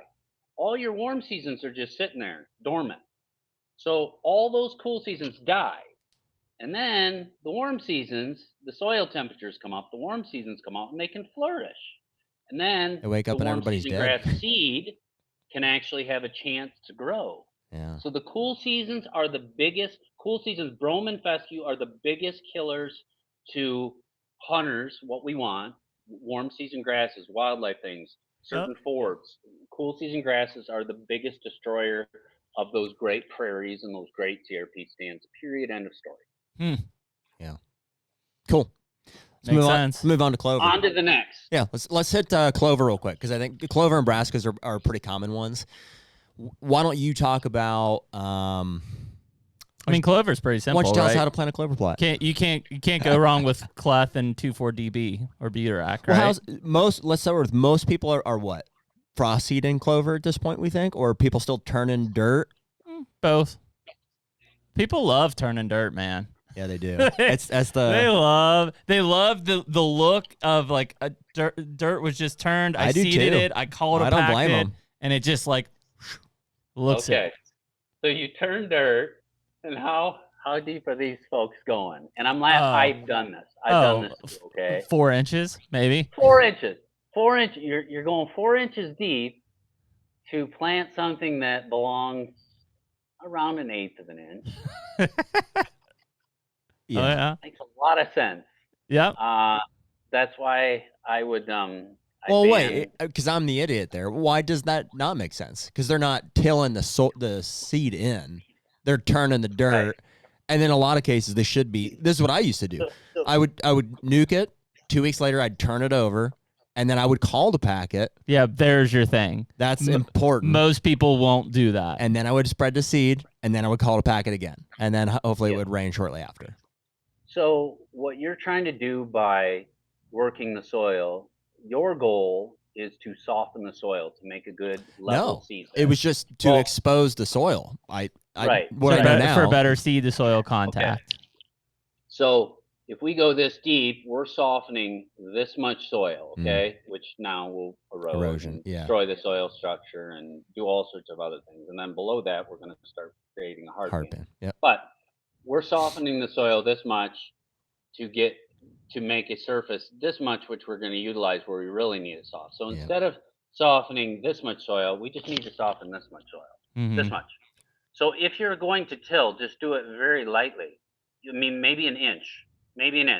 So an inch, so you're breaking up maybe some old root balls or, shallow stuff. But if it's dead, which it should be, I would do exactly what you said. I'd kill it off, and then I would do very shallow tillage. And I would make that very top layer soft, and I would make it so it's a good seed bed. And then I would cultipack it. This is ideal. I would cultipack it, I would spread my seed, and I would cultipack it again if you want to till. And I have no problem with this. I've done this, and I've been the dude that's tilled this deep. Like, us too. Yep. Yeah, we've all done things that weren't correct, and that's growth. I mean, that's knowledge. That's just figuring out better ways to do things. Would you prefer at this point, Skip, to drill clover, or would you still you would drill anything you could, right? Would. Yeah, you can. My clover stands are absolutely fantastic in their drill. Yeah. So frost seeding, absolutely fantastic. It's a great way to do it. You could, like right now, dude, I don't have a drill. Okay, so you could kill it off right now and have it, make sure it is dead, and just ideally scratch the surface with something. And if you're like, dude, I can't even do that. I can't even. Just put it in. Just go heavy. Yeah, it's gonna rain. Go heavy. Ideally, if you had something to drag over it, or if you could burn it off like beforehand. No. With fire. Yeah. If you got thatch. I'm not a huge fan of that, but why not? Yeah, you could. I like having the duff on the soil. I like it. Yeah. I like it for keeping the soil cooler, for moisture. Weeds. Moisture. I don't like burning up all the nutrients all the time. I think fire is sexy, but it's overdone in a lot of cases. For a food plot, it's not that big a deal. If you want to burn up your grass so it's a clean seed bed, that's fine.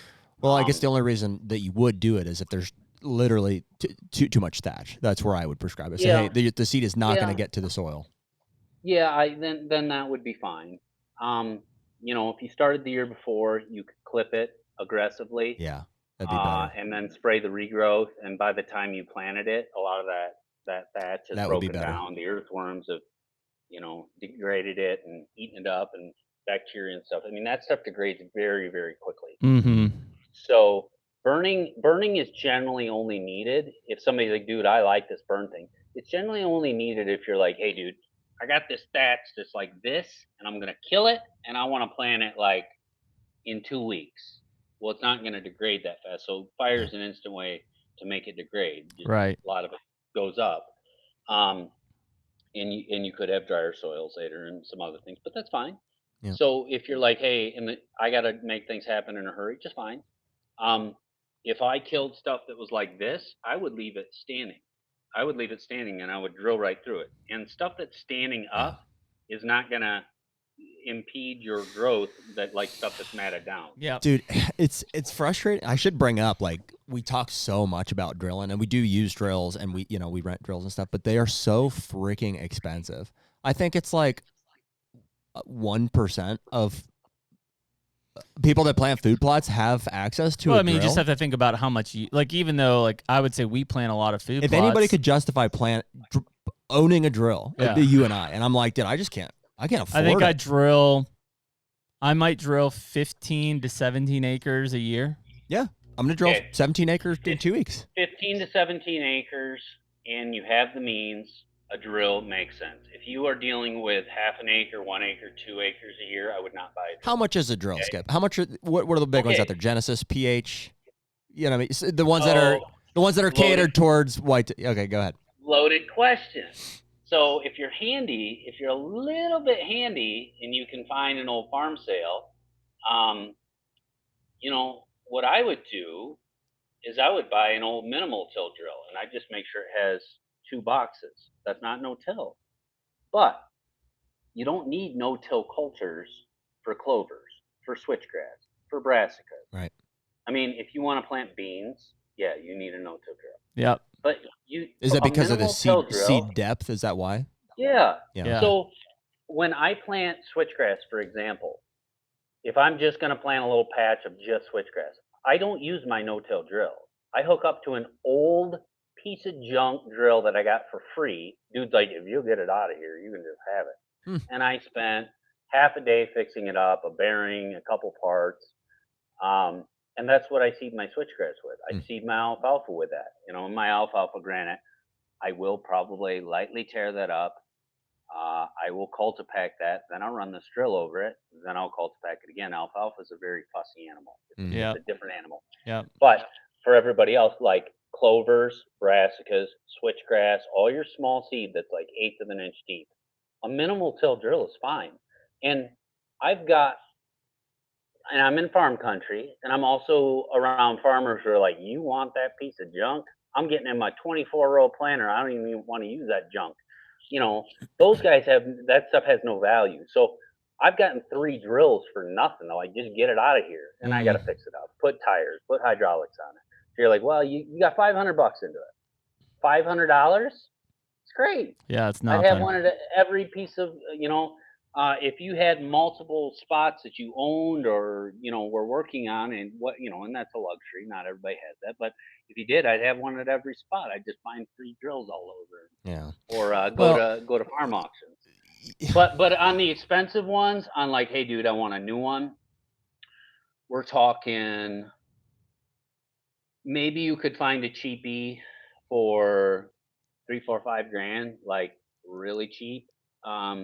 And I'd say on the expensive end, you're talking, if you want to go real big, $40,000. So, but realize that's everything in between. So let's just say 3 at the bottom. I don't know what costs 3. I'm sure there's something, but say 3,000's at the bottom, 4,000, 40,000's at the top. Well, that means there's stuff for 15. It means there's stuff for 10. It means there's stuff for 8 maybe. Now, if you're like, well, I think I might be looking at this drill that's $10,000. Maybe I found a used one. A lot of people can't do that. I totally understand that. A lot of people are, in my circumstance when I was younger, I'm like, dude, I don't. $10,000, man. Yeah, I didn't have that. I didn't have that at all. So I bought a Harrow at Tractor Supply and pulled it with a 4-wheeler that I could barely afford. Yep. But if you're like $8,000 and I have some money, I have a job, I'm capable of doing it. Weigh that out against, I got to buy a disc, I got to buy a cultipacker, I got to buy this, and all of a sudden you're like, oh, I'm actually not that much more money to just have a no-till drill versus having all that other junk. And if you have a rototiller, which I ban those, literally would make them illegal. If you have a rotary tiller, you can afford a no-till drill. Dude, there's nothing worse than I've done it plenty of times. In fact, I did it on Winky's property. Now that I think about it, I remember sitting on a rototiller, going whatever, a 1.5 miles per hour or whatever it was for like 12 acres, and it was like, you want to talk about just monotonous, like nothing going on. It was like painful. But then, like, when you look back, there's that, oh, wow, this looks great, It looks great for one day. It looks great for one day. And then year after year after year, it's kind of like, just on the decline. Worse and worse and worse. And everything gets harder to grow. Yeah. And you're like, why? Because you have no topsoil. It's going away. Yeah. Your whole soil structure is just new. Yeah. All the microbes in your soil are destroyed. The rotary tiller is the absolute worst. I'd much rather see somebody use a disc. For me, it was a time thing, Skip. Like, I remember going through and like disking all these fields, then coming back, even with like a chest planter, but seed everything, then come back and cultipack it. And it was like essentially 3 passes that I'm accomplishing with and so to the point of your range, like I bought, this is 2 or 3 years ago now, 3 years ago. I bought a $6,500 Tar River drill, which is a piece of shit. Like, there is no hiding. Like, of the drills that are out there, she's the low man on the totem pole, right? Does it work? Yeah. It took. I had to modify it. I had to add some weight. It's a chain driven one, right? And so what you're saying is it's the Femco of drills. Pretty much. Is that what you're telling me? Pretty much. Okay. Yeah, it's Chinese made for sure. It absolutely is. But with about $150 to $200 in modifications and a little bit of, shit hitting the fan in the field, and you had to figure it out, right? I can go out, and I will. And in the next 10 days, I'll go out and plant 10 to 12 acres of corn and beans with that piece of shit drill, and it turns great. Works great. Yeah. So here's the deal. Anything we're talking about planning wise, there's 50 million ways to do it. There's a few that somebody's going to be like, well, I'm going to do it this way. It's going to fail, dude. Yeah. But for any example, could you give me 10 different possibilities of how I could get this done? I have no money. Here's what I have to work with. Yeah, I can give you, you can get it done. There's 50 million ways to do it. And then there's the pitfalls of like, okay, I took your suggestion and I did it and it failed. Why did it fail? And it's like 50 different possibilities. Yes, your main ones are like, I didn't kill the weeds effectively. Yeah. Okay? So I didn't get a good kill, and I just screwed up. I planted in the mud. Listen to this, folks. Plant in the mud, your crops will be a dud. Plant in the dust, your grain bins will bust. You want to plant when it's really dry. When you plant when it's muddy, that soil, when you leave, especially in the Midwest where there's clay content, that soil will get really hard, and everything that tries to break through is trying to break through concrete, because you're making your soil into concrete. So don't plant when it's muddy. Don't drive in your fields when it's muddy. Don't compact your soil. And people do that all the time. Don't plant when it's wet. If you can make a little ball of mud in your hand and it sticks together, you probably shouldn't be planting. Wait till it's dry. So do things when it's super dry out. And then, the other ones are somewhat common sense, but I would say, not getting your pH right is a big one up there on problems. I mean, you're going to have all sorts of weed problems if your pH isn't right. Your plant health isn't going to be right. They can't absorb nutrients if your pH isn't right. If you do get your pH right, your soil will drain better. Your plants will absorb more nutrients. They'll absorb all the nutrients instead of basically none of them. Your deer will be getting calcium. Then they'll be getting all the other things that the plants can absorb, like phosphorus, which is huge. Calcium and phosphorus, two biggest elements for deer, period. So that's another one is getting your soil health right. And then the last one I'd say, if you have the luxury and you're like, hey, I'm looking at this field where I can put a food plot and I'm not going to do the whole field. And part of the field is like this and part of the field is like that. And you go look at the soil and one is dark black. It's good topsoil. And the other one is kind of eroded and it's got some rocks in there and clay and not very much organic matter. Always try and find your best soils because you're going to get so much more forgiveness. You're just going to you're going to have to fight with so many less issues, whether it's moisture and drought, whether it's weeds, even healthier soil with better nutrients will have less problems with like foxtail or certain weeds. And that one's kind of splitting hairs, but drought's probably the big one. You're in production, what I can grow, like if you look at some of my clover where I grew it on more of a clay knob versus good black soil, one's like luscious tonnage per acre and the other one's just like it's rough. So always try and find the veins of your best soils and you'll have far better success. I think a big one on that too, Skip, is I always try to tell people to be realistic with what you're planning. So, for instance, like if you go into the woods and clear a 2-acre food plot out, and you're like, I'm going to establish 2 acres of soybeans here. Like, number one, the deer are probably going to destroy it. Number two is the soil's probably not geared to grow soybeans, right? Like you'll have a better chance of growing a brassica or a clover, or whatever it might be, or cereal grains, right? And so I get way too often, regardless of size, it's just like, people will say, hey, I cleared this new plot. I'm thinking about putting beans in it. And I'm like, Dude, it was standing timber 6 months ago. Like it's not being ground. Like it's not going to produce soybeans like you think it's going to produce it. And soybeans actually need nitrogen to grow, and they produce their own nitrogen and same with clovers for that matter, through a bacterial process. And when you go take like timber or new land that's been in grass forever, it doesn't have the proper bacterias for those legumes. So you can add that. You can add inoculant. Just hey man, I'm buying some soybeans. Guy on the podcast something about inoculant. That's all you need to remember. And you can add that to the seed. It'll help it out immensely. And then it's cliche as heck. It's cliche, but I'm telling you guys, everybody listen to this. Just learn it. Figure this out, how to take a 6-inch probe and do a soil test and figure out the first time is the hardest. Well, how do I do it? How do I send it in? Who do I send it into? What do I ask for? And I'm trying to navigate this website that's difficult. It'll take you a half hour. Maybe you're pissed off. Maybe you have to call in and say, I just want the soil test for this. And they'll walk you through it. Once you got it down, though, you're set. Yeah. Send your soil test in, because I guarantee you it's going to come back and you're going to be like, I've been putting all this P and K on. I didn't need to put K on. I've got tons of potassium. Yeah. Or whatever. I guarantee everybody listening to this, I guarantee one of those values on there will be way higher than what you think. You're spending $100. That's because they're just triple 19 and everything to death. Yeah. Yeah. They're just putting way too much and you're wasting tons of money. And a soil test is maybe $25. Here's the other thing with the soil test. One, learn how to do it and actually do it.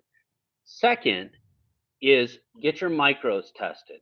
So everybody's like P, K, pH, organic matter, which are huge. Organic matter and pH are probably the top issues. But get your micros tested. Sulfur, zinc, boron, iron, manganese. Nobody's going to remember any of this. It'll just say, do you want your micros tested? Yes, you do. You do. And you want to adjust those. You will be sulfur deficient. 99% of the people listening to this, you will be sulfur deficient. You will be boron deficient. Well, will that make a difference to my plants? Yes. Massive difference. Do it. It's a huge difference, and it's easy to fix. It is absolutely easy to fix. So do your soil test, get some 6-inch probes, just watch a couple YouTube videos on how to do a soil test. Yeah. And it's worth it. And I'm saying this because most people don't do it. Most people waste tons of money and they're adding things they don't need, and they're not adding the things that they should be adding. And then you'll know things like, whoa, my organic matter is 1% or my organic matter is 6%. That's a huge difference. If your organic matter is 1%, you've got some real issues, some real struggles. Same with pH. If your pH is 5, for example, 5 compared to 6 or 7, I mean, it's a multiple of I don't know how many times the acidity. I think going from 5 to 6 is like 100 times the acidity. Wow. I mean, you're not going to grow things, well at all with super acidic soil. So know what your pH is, and you can fix these things really, really. I'm not going to say really easy, but it's all possible. It's all ridiculously possible. If you're the dude in the neighborhood by your house that mows your lawn this way one time and then mows it this way another time, and your car's always clean, you have time to do all this stuff. You have too much time on your hands. Yeah, agree. It's not that hard. This is not that time complex. Let's bring it home with clover. What are the 2 chemicals other than glyphosate that we need to know about? Okay, clethodim, crop oil, and butarac. IMOX sucks. I think that's all my comment was. Something like that. And why is that, Skip? You just feel like it's not effective? I think it's a marketing gimmick. It is weird. I'll be interested to see that, Skip, because I think when we talked, I said I had some chicory in one of those plots, so I couldn't use butarac, right? Because that's been the go-to forever. In fact, even with that IMOX, I put some clethodim in there just for good measure. But I've never used. This is the first year I've used IMOX, and so I don't know. But clethodim and butarac. I've heard mixed things on IMOX. I've heard some guys are like, man, it did a pretty good job. I mean, the juries will tell you that's their go-to for clover is IMOX. Really? So they told me. When you watch is that on videos or is that when you talk to them? No, was that on record? Was that on the record? It was not on record. Yeah, not on record. Welcome to Jury Outdoors, sponsored by IMOX. Yeah, I don't know. They said it was good. Yeah. So, okay, so there's some friends of mine who are hardcore that are like, dude, I had some pretty good results with IMOX, pretty good. Every time I've used it for any bit of weeds that are even marginally tough to deal with. I mean, because isn't the big difference there, Skip? And I don't know, but like, so I mean, clethodim and butarac are basically on contact. Is IMOX on contact, or is it more soil active? On contact. So IMOX, I know enough on IMOX to be dangerous, other than to say it sucks and it doesn't work very well. IMOX was designed for pond. So if you read the label, I've seen the pond side. I read the label. Okay, so does it say like use like some obscene amount per acre? Does the label like you're like what? Yeah. Okay, because that's what it was for. Yeah, and it was for like whatever duckweed and all this other stuff that are all aquatic based plants. Yeah, I remember reading the label. I'm like, hey man, I paid a lot of money for this stuff, and it's calling for like, the whole jug for 1/20th an acre. Yeah. This is going to cost me thousands an acre to apply this. I'm like, no. For clover, it's this. So I put it at the applied rate. Any of the hard to kill weeds, they just laughed at it. That's just my experience. Well, because that's the biggest thing. Because on the let's say the terrestrial plant side, right? I think it's like 6 to 8 ounces per acre on like your clover plots and stuff like that. I'll bet it works really well for you. I'll bet it works really great because all of our stuff out here, Skip, is way easier to kill. Well, yeah, nothing's glide resistant. Yeah, we're not in an ag area. Yeah. Okay, so I have to be fair and balanced here. You might have good results. Okay, you might say, I've got these weeds; they're not that hard to kill.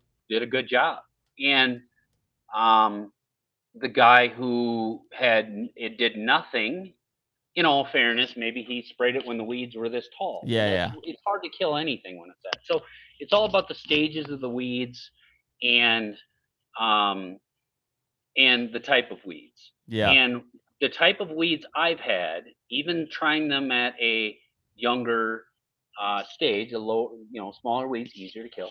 Always for everything. Just keep that in mind. Smaller the better. Kill them when they're small. Don't let them get big. IMOX has just done nothing. Silly business. I'll never buy it again. Yeah. But that's me. That's my experience, and that doesn't mean other people can't have different experiences. Well, I mean, for the cost, and I mean, don't get me wrong. Like clethodim is not a cheap purchase either, but you get a 2.5 gallon jug of clethodim, and it lasts a long time. It treats a lot of acres. Oh yeah, 8 to 16 ounces to the acre, depends how aggressive you want to go. And clover, I would say 90% of people listening to this would understand, clover is extremely resilient. Oh yeah, it's very hard to kill, very hard. Maybe if it's like, hey, it's frost-seeded clover, it's just coming up, maybe it's easier to kill. But established clover, I mean, stuff I've tried to put into corn where I'm like, hey, I want to use clover to fix some nitrogen and so on. I mean, I've hit it with heavy glide, 2,4-D, atrazine. It doesn't die. Yeah, it'll come back. I mean, it's incredibly resilient. So are native grasses, and the native grasses are resilient. You were mentioning that, like, because they have such these deep reserves of root systems. 12, 14 feet deep. Well, clover has all these different stolons, and it's just, you might kill it here, and it's just got so many different places to reserve that it's just really hard to kill that stuff off. So, me personally, I guess I got to be technical so I don't go to jail here because I got to go by the label. Alfalfa. Yeah, alfalfa, I use clethodim, crop oil, and butarac. Yep. And I tank mix it, and I spray it all at once. Yep. And it kills everything.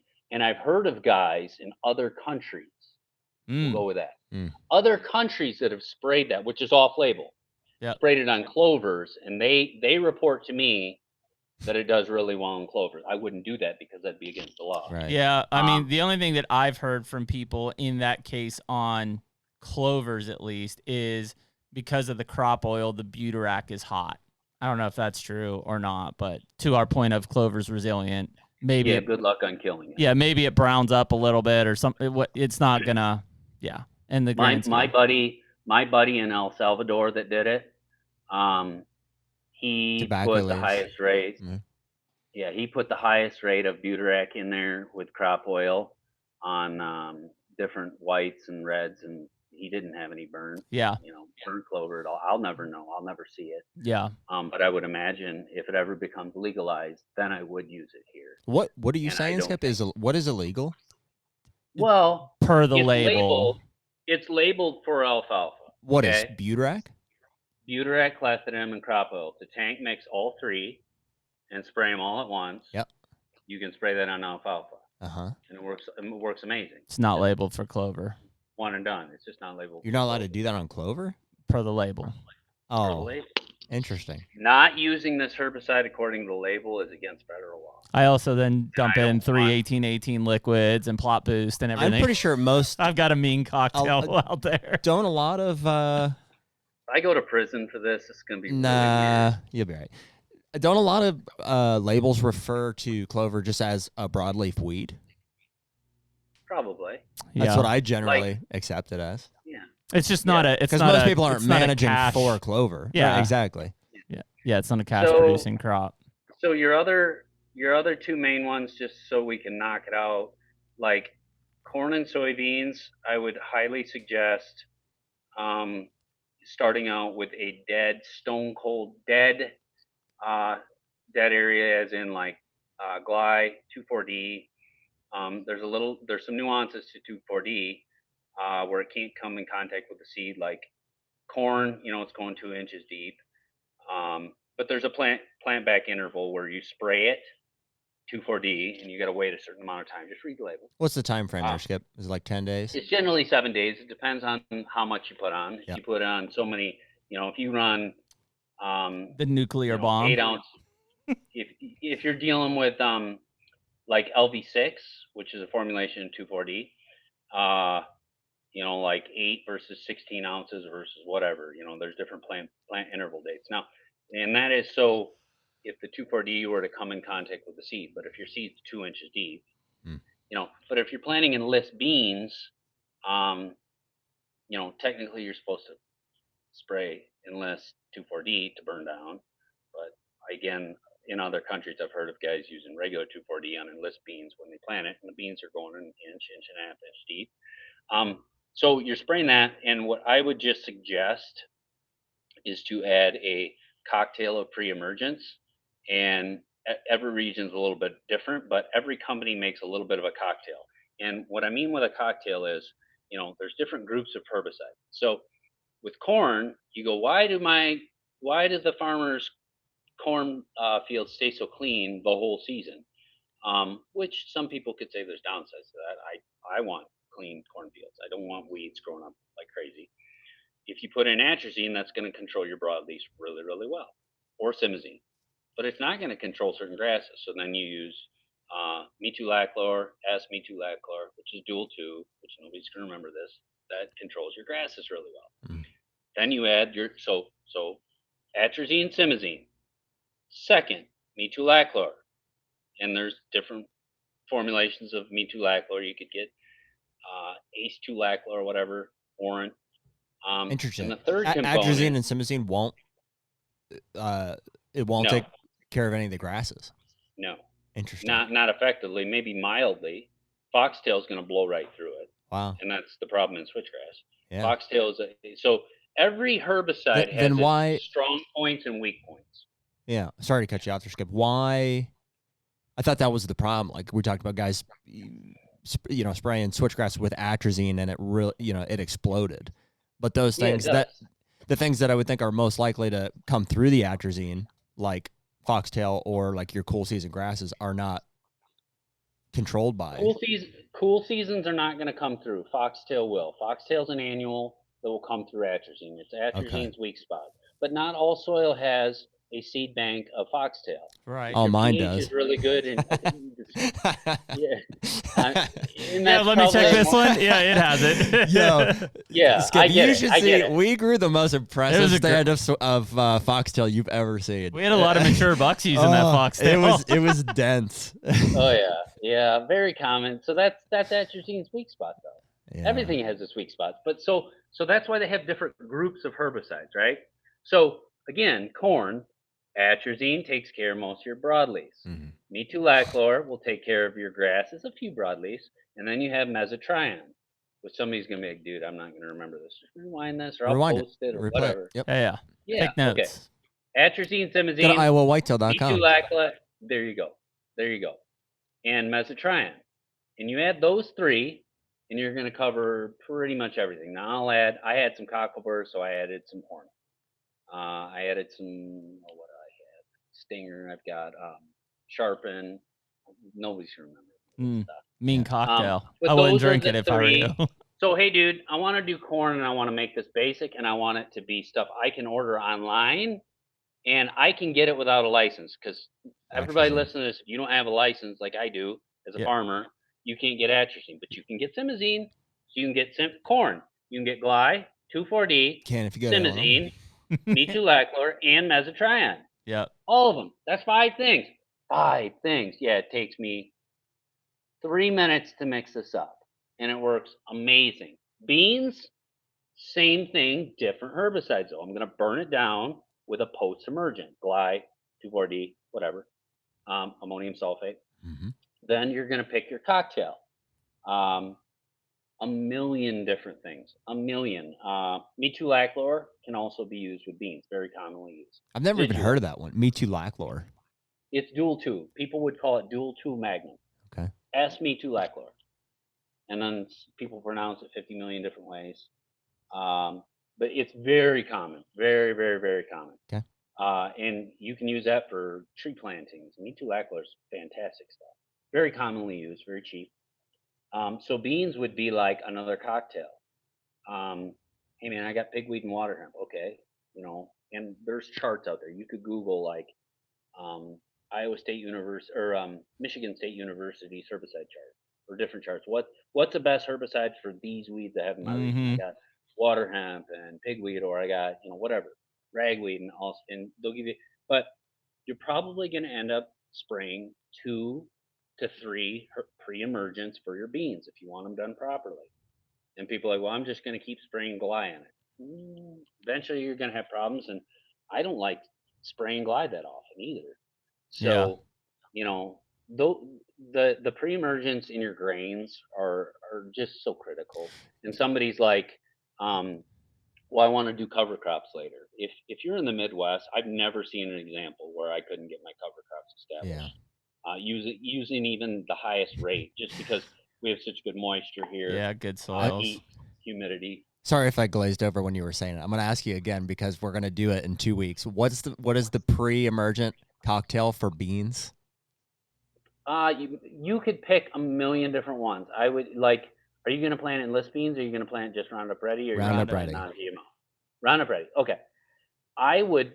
Are you going to spray and then have a delay before planting, or are you going to plant So going on a month ago, we hit it with Gly and 2,4-D. When we go out this time, we're going to just hit it with Gly and maybe your cocktail.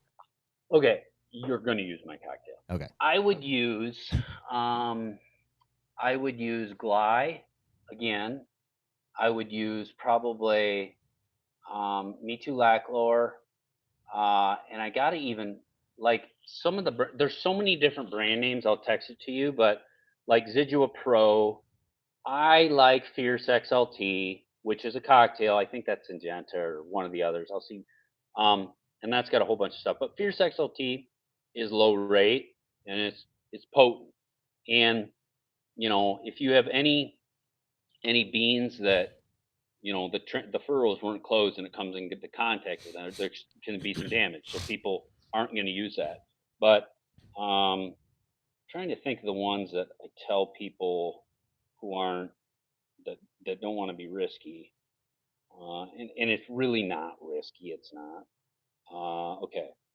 So I'll send you this too, but like if you look at Authority is a good one, Anthem. So there's different authority, and then you're like they have Anthem Max and Anthem this and Authority this, and just realize there's different. They all have different little tweaks to them. But like Fierce XLT has 3 herbicide groups in it, but a lot of people don't like I said they don't like using Fierce XLT. So what a lot of guys will use would be like one of the Anthems or one of the Authorities. And there's Authority Supreme, there's Authority XL, and then there's I've used Idua Pro quite a few times, and I really do like that. So just remember these. Just look into like wherever you get your herbicides from. Mm-hmm. Just say, hey, do you have? I'll just send you this list. Yep. I'd say what here. I'll make this simple for everybody. Yep. Go to your co-op and say, because this will just solve your regional issues. This region has these. Yeah. What cocktails do people generally use for beans for pre-emergent? Yeah. And the co-op will be like this, and they'll probably say this because they make the most out of it. But even if you overpay a little bit, who cares? Right.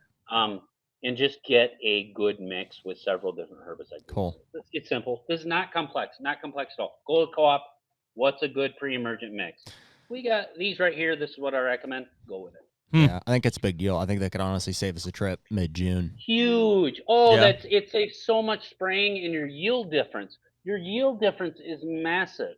I mean, if you tried to manage things with Glide alone nowadays, the amount of time you have to spray, and right when it rains, you spray, and then it rains the next day, you got your new flush of weeds coming right up. If you have these other things in there, you got a month. It'll keep it clean for a month, 45 days, some of it. So your yields and your time spent pre-emergent. If you will use some herbicides, pre-emergents are absolutely your best friend for time savers, for better production. I think so too. For not having all these disasters where my buddies get to their plot. Here's what happens. That's the next realm for us. My buddies get to their plot and here's their beans, and then they got stuff above it like. How do I get this under control? And I'm like, no. Better mow it. Pre-emergents are the ways. That's how that doesn't happen. So learn how to get a cocktail that's good for corn and beans for that. That's the next round for us is pre-emergents for sure. And the last one would be like brassicas and your rye mixes. Let's say for fun, most people are doing the clover strategy. They're nuking it, they're going out and disking it, and then they're broadcasting brassicas into it. Probably. And then they're just scratch it. Harrow, no-till drill, minimal till drill. Yep. You don't need to disclose. So 4 weeks later, my ragweed and the weeds are just out of control. What do we do? Yeah. In clover? Nope. Brassicas. Trouble. Yeah, real problem. Okay. Brassicas, really simplistically, I'll make this short and concise. Brassicas, you kind of have one shot at it. There's not a lot you can do for post-emergent herbicides and brassicas. There's a few things. Can't you? I think you can use Stinger. I think. What is Stinger? What's the chemical? Stinger kills broadleaves. I don't know. Not one of the main. I mean, dude, you guys wouldn't know this one. You could use clethodim to kill the grasses. Clethodim kills the grasses, but here's the way to solve brassicas. 1, don't till your soil. Yep. Over 50% of people I talk to have brassica failures, and it's like, why? Drought related, but it's a drought. It's not my fault. Yes, it is your fault. You dissed the living daylights out of it. Yep, no moisture. All that moisture out of your soil. And the other thing is you stirred all those weed seeds up. So I've talked to hundreds of people over the last decade that have had just nonstop brassica failures. Well, we didn't have rainfall. I've never had a brassica failure, never.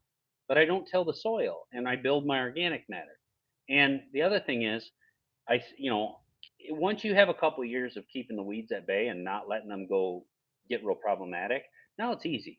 I don't even have to spray clethodim anymore. Wow. But you can, for brassicas, just kill it dead like every other subject. Just all of them have dead seed bed for everything we're planting here. Then you can look at Treflan, which is it's kind of like Prowl H2O, which somebody do. Just look at Treflan, Treflan, Treflan. You can use that. You know, guys are gonna be re-listening to this for the note. Oh yeah. What was that? I have. So, dude, I sat there and just typed this on my computer and did this like 10-page Word document. Yep. And then I screenshot, and well, this is before I had screenshot on my phone, but I saved it on my phone back in the day because I'd have the same question every year, and then I just text them my little file, That's and I smart. still have it. Yep. Perfect. So you could use Treflan. Now, the better way to do it would be to like kill it off. And let's just say I like shooting for around rain or shine July 29 on brassicas, for example, like right around August 1st. Somebody say I'm a July 15th man myself, but yeah. Okay, so some people be like, I like doing it earlier because I catch more rains, and I like them to get bigger. Other people will say I like doing them later, and I like smaller ones. I think they're more palatable. Whatever. Yeah. I don't care. But if it's the first time doing it, kill it off, and right before you plant it, and give it about a week. So maybe between a rain. So kill it off, let it rain, let the new flush of weeds come. Then right before you plant it again, kill again. So now you got that next flush of weeds all behind you. Then plant it in your brassicas. And don't tell them, man. Please don't tell them, man. But just get them packed in. Like I use a cultipacker if I didn't have a no-till drill. I'd have killed soil, and I might scratch it a little bit, and I'd spread it, and I'd pack them right in. Yeah. And then if you have grasses, you have clethodim. If you have broadleafs and brassicas, this is going way deep into this head.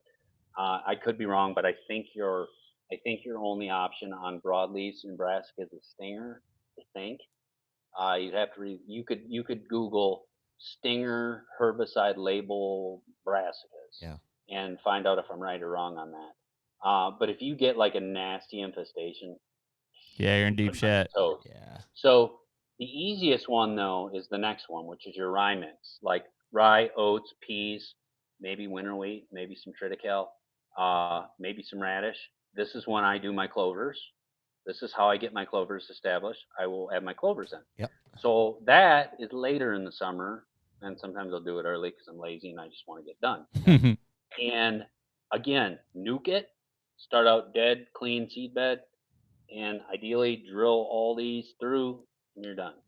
No weed issues because you're done. It's towards the end of the growing season, all the weeds, anything that pops up isn't going to choke it out anyway, so we don't even need to worry about that one. That one's the easiest of anything, and the oats are going to take over everything. The oats are going to jump up. And, the way to fix oats is put more oats. Yeah. Same with clover. Just more seed. Just more clover. More seed.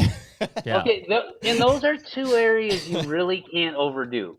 If somebody's like, dude, I put 5 times as much corn seed on as I should. Yeah, not good. You're screwed. Brassicas, you're probably in big trouble. Yeah. Oats, clover, rye, a rye mix, you're fine. Go for it. Just pour it on. Yeah, more clover. Yeah, it's all good. I should ask you too, Skip, as one of my finale questions. What's the right? How much switch per acre should we be putting on? A lot of bags say 8 to 10. You think it's that much? Yeah, I like putting down 8. You go 8? It flexes anyway. Somebody's like, but I don't want it quite as dense. Well, here's the deal, dude. It's gonna put out new seed heads, and it's gonna fill itself to its acceptable level anyway. It's just like alfalfa. Alfalfa thins itself. Okay, so if you were to say I want to put 20 pounds of alfalfa there, it's only going to support so many stems per square foot. It will thin itself. And if you're like, well, I want less dense switchgrass, it will fill itself. Interesting. If you make it less dense, and if you make it too dense, it will thin it. It will choke itself out, and it just naturally figures itself out. Oh wow. So, but I would say 8 pounds. If somebody's like, I got to save money, 6 will be fine. no issue. Interesting. All of this is going to be applied in the next couple of weeks, so that's why I had to ask. Yes. Yeah. Clean, everything dead. Other than native grasses, make sure for sure your pH is corrected. Pelletized lime, ag lime, either one. Even pelletized lime, it's not that expensive. Super easy to do. I would say pelletized lime or any kind of lime, proper pH is your number one. You can't fix organic matter quickly, so that's high biomass crops or plants like rye, buckwheat, corn, sorghums, milos, all that stuff. Blends are great if you want to fix your soil. Multi-species blends. So what do deer need? Deer need calcium and phosphorus. Those are the number 1 and 2 things they need to build their system and their antlers. So and there's other things. I mean, they need selenium, they need cobalt, they need potassium, they need all these other things. But I'm just saying those are the number 1 and 2. And your plants need those as well. So if we're correcting those in our soil and our fertility, our pH is correct. I would rather have a proper pH than correct P and K and everything else, but the pH is garbage. You have to have your pH correct. Yep. So just understand those interlink extremely succinctly. And don't plant in the mud. I would say anybody doing your food plots, start on the early end because you're going to have stuff break. You're going to have hiccups. You're going to have rain. You're going to have problems. Expect things to go wrong. Yes. As farming. And, just don't be a procrastinator in plots, and don't skip steps. If you're like, okay, I'm supposed to do these 6 things, let's just do 3 of them. Is that a pun? Don't do it then. Don't do drugs. Don't skip steps. Don't do drugs. Yeah. Don't do drugs. Kids. Cool.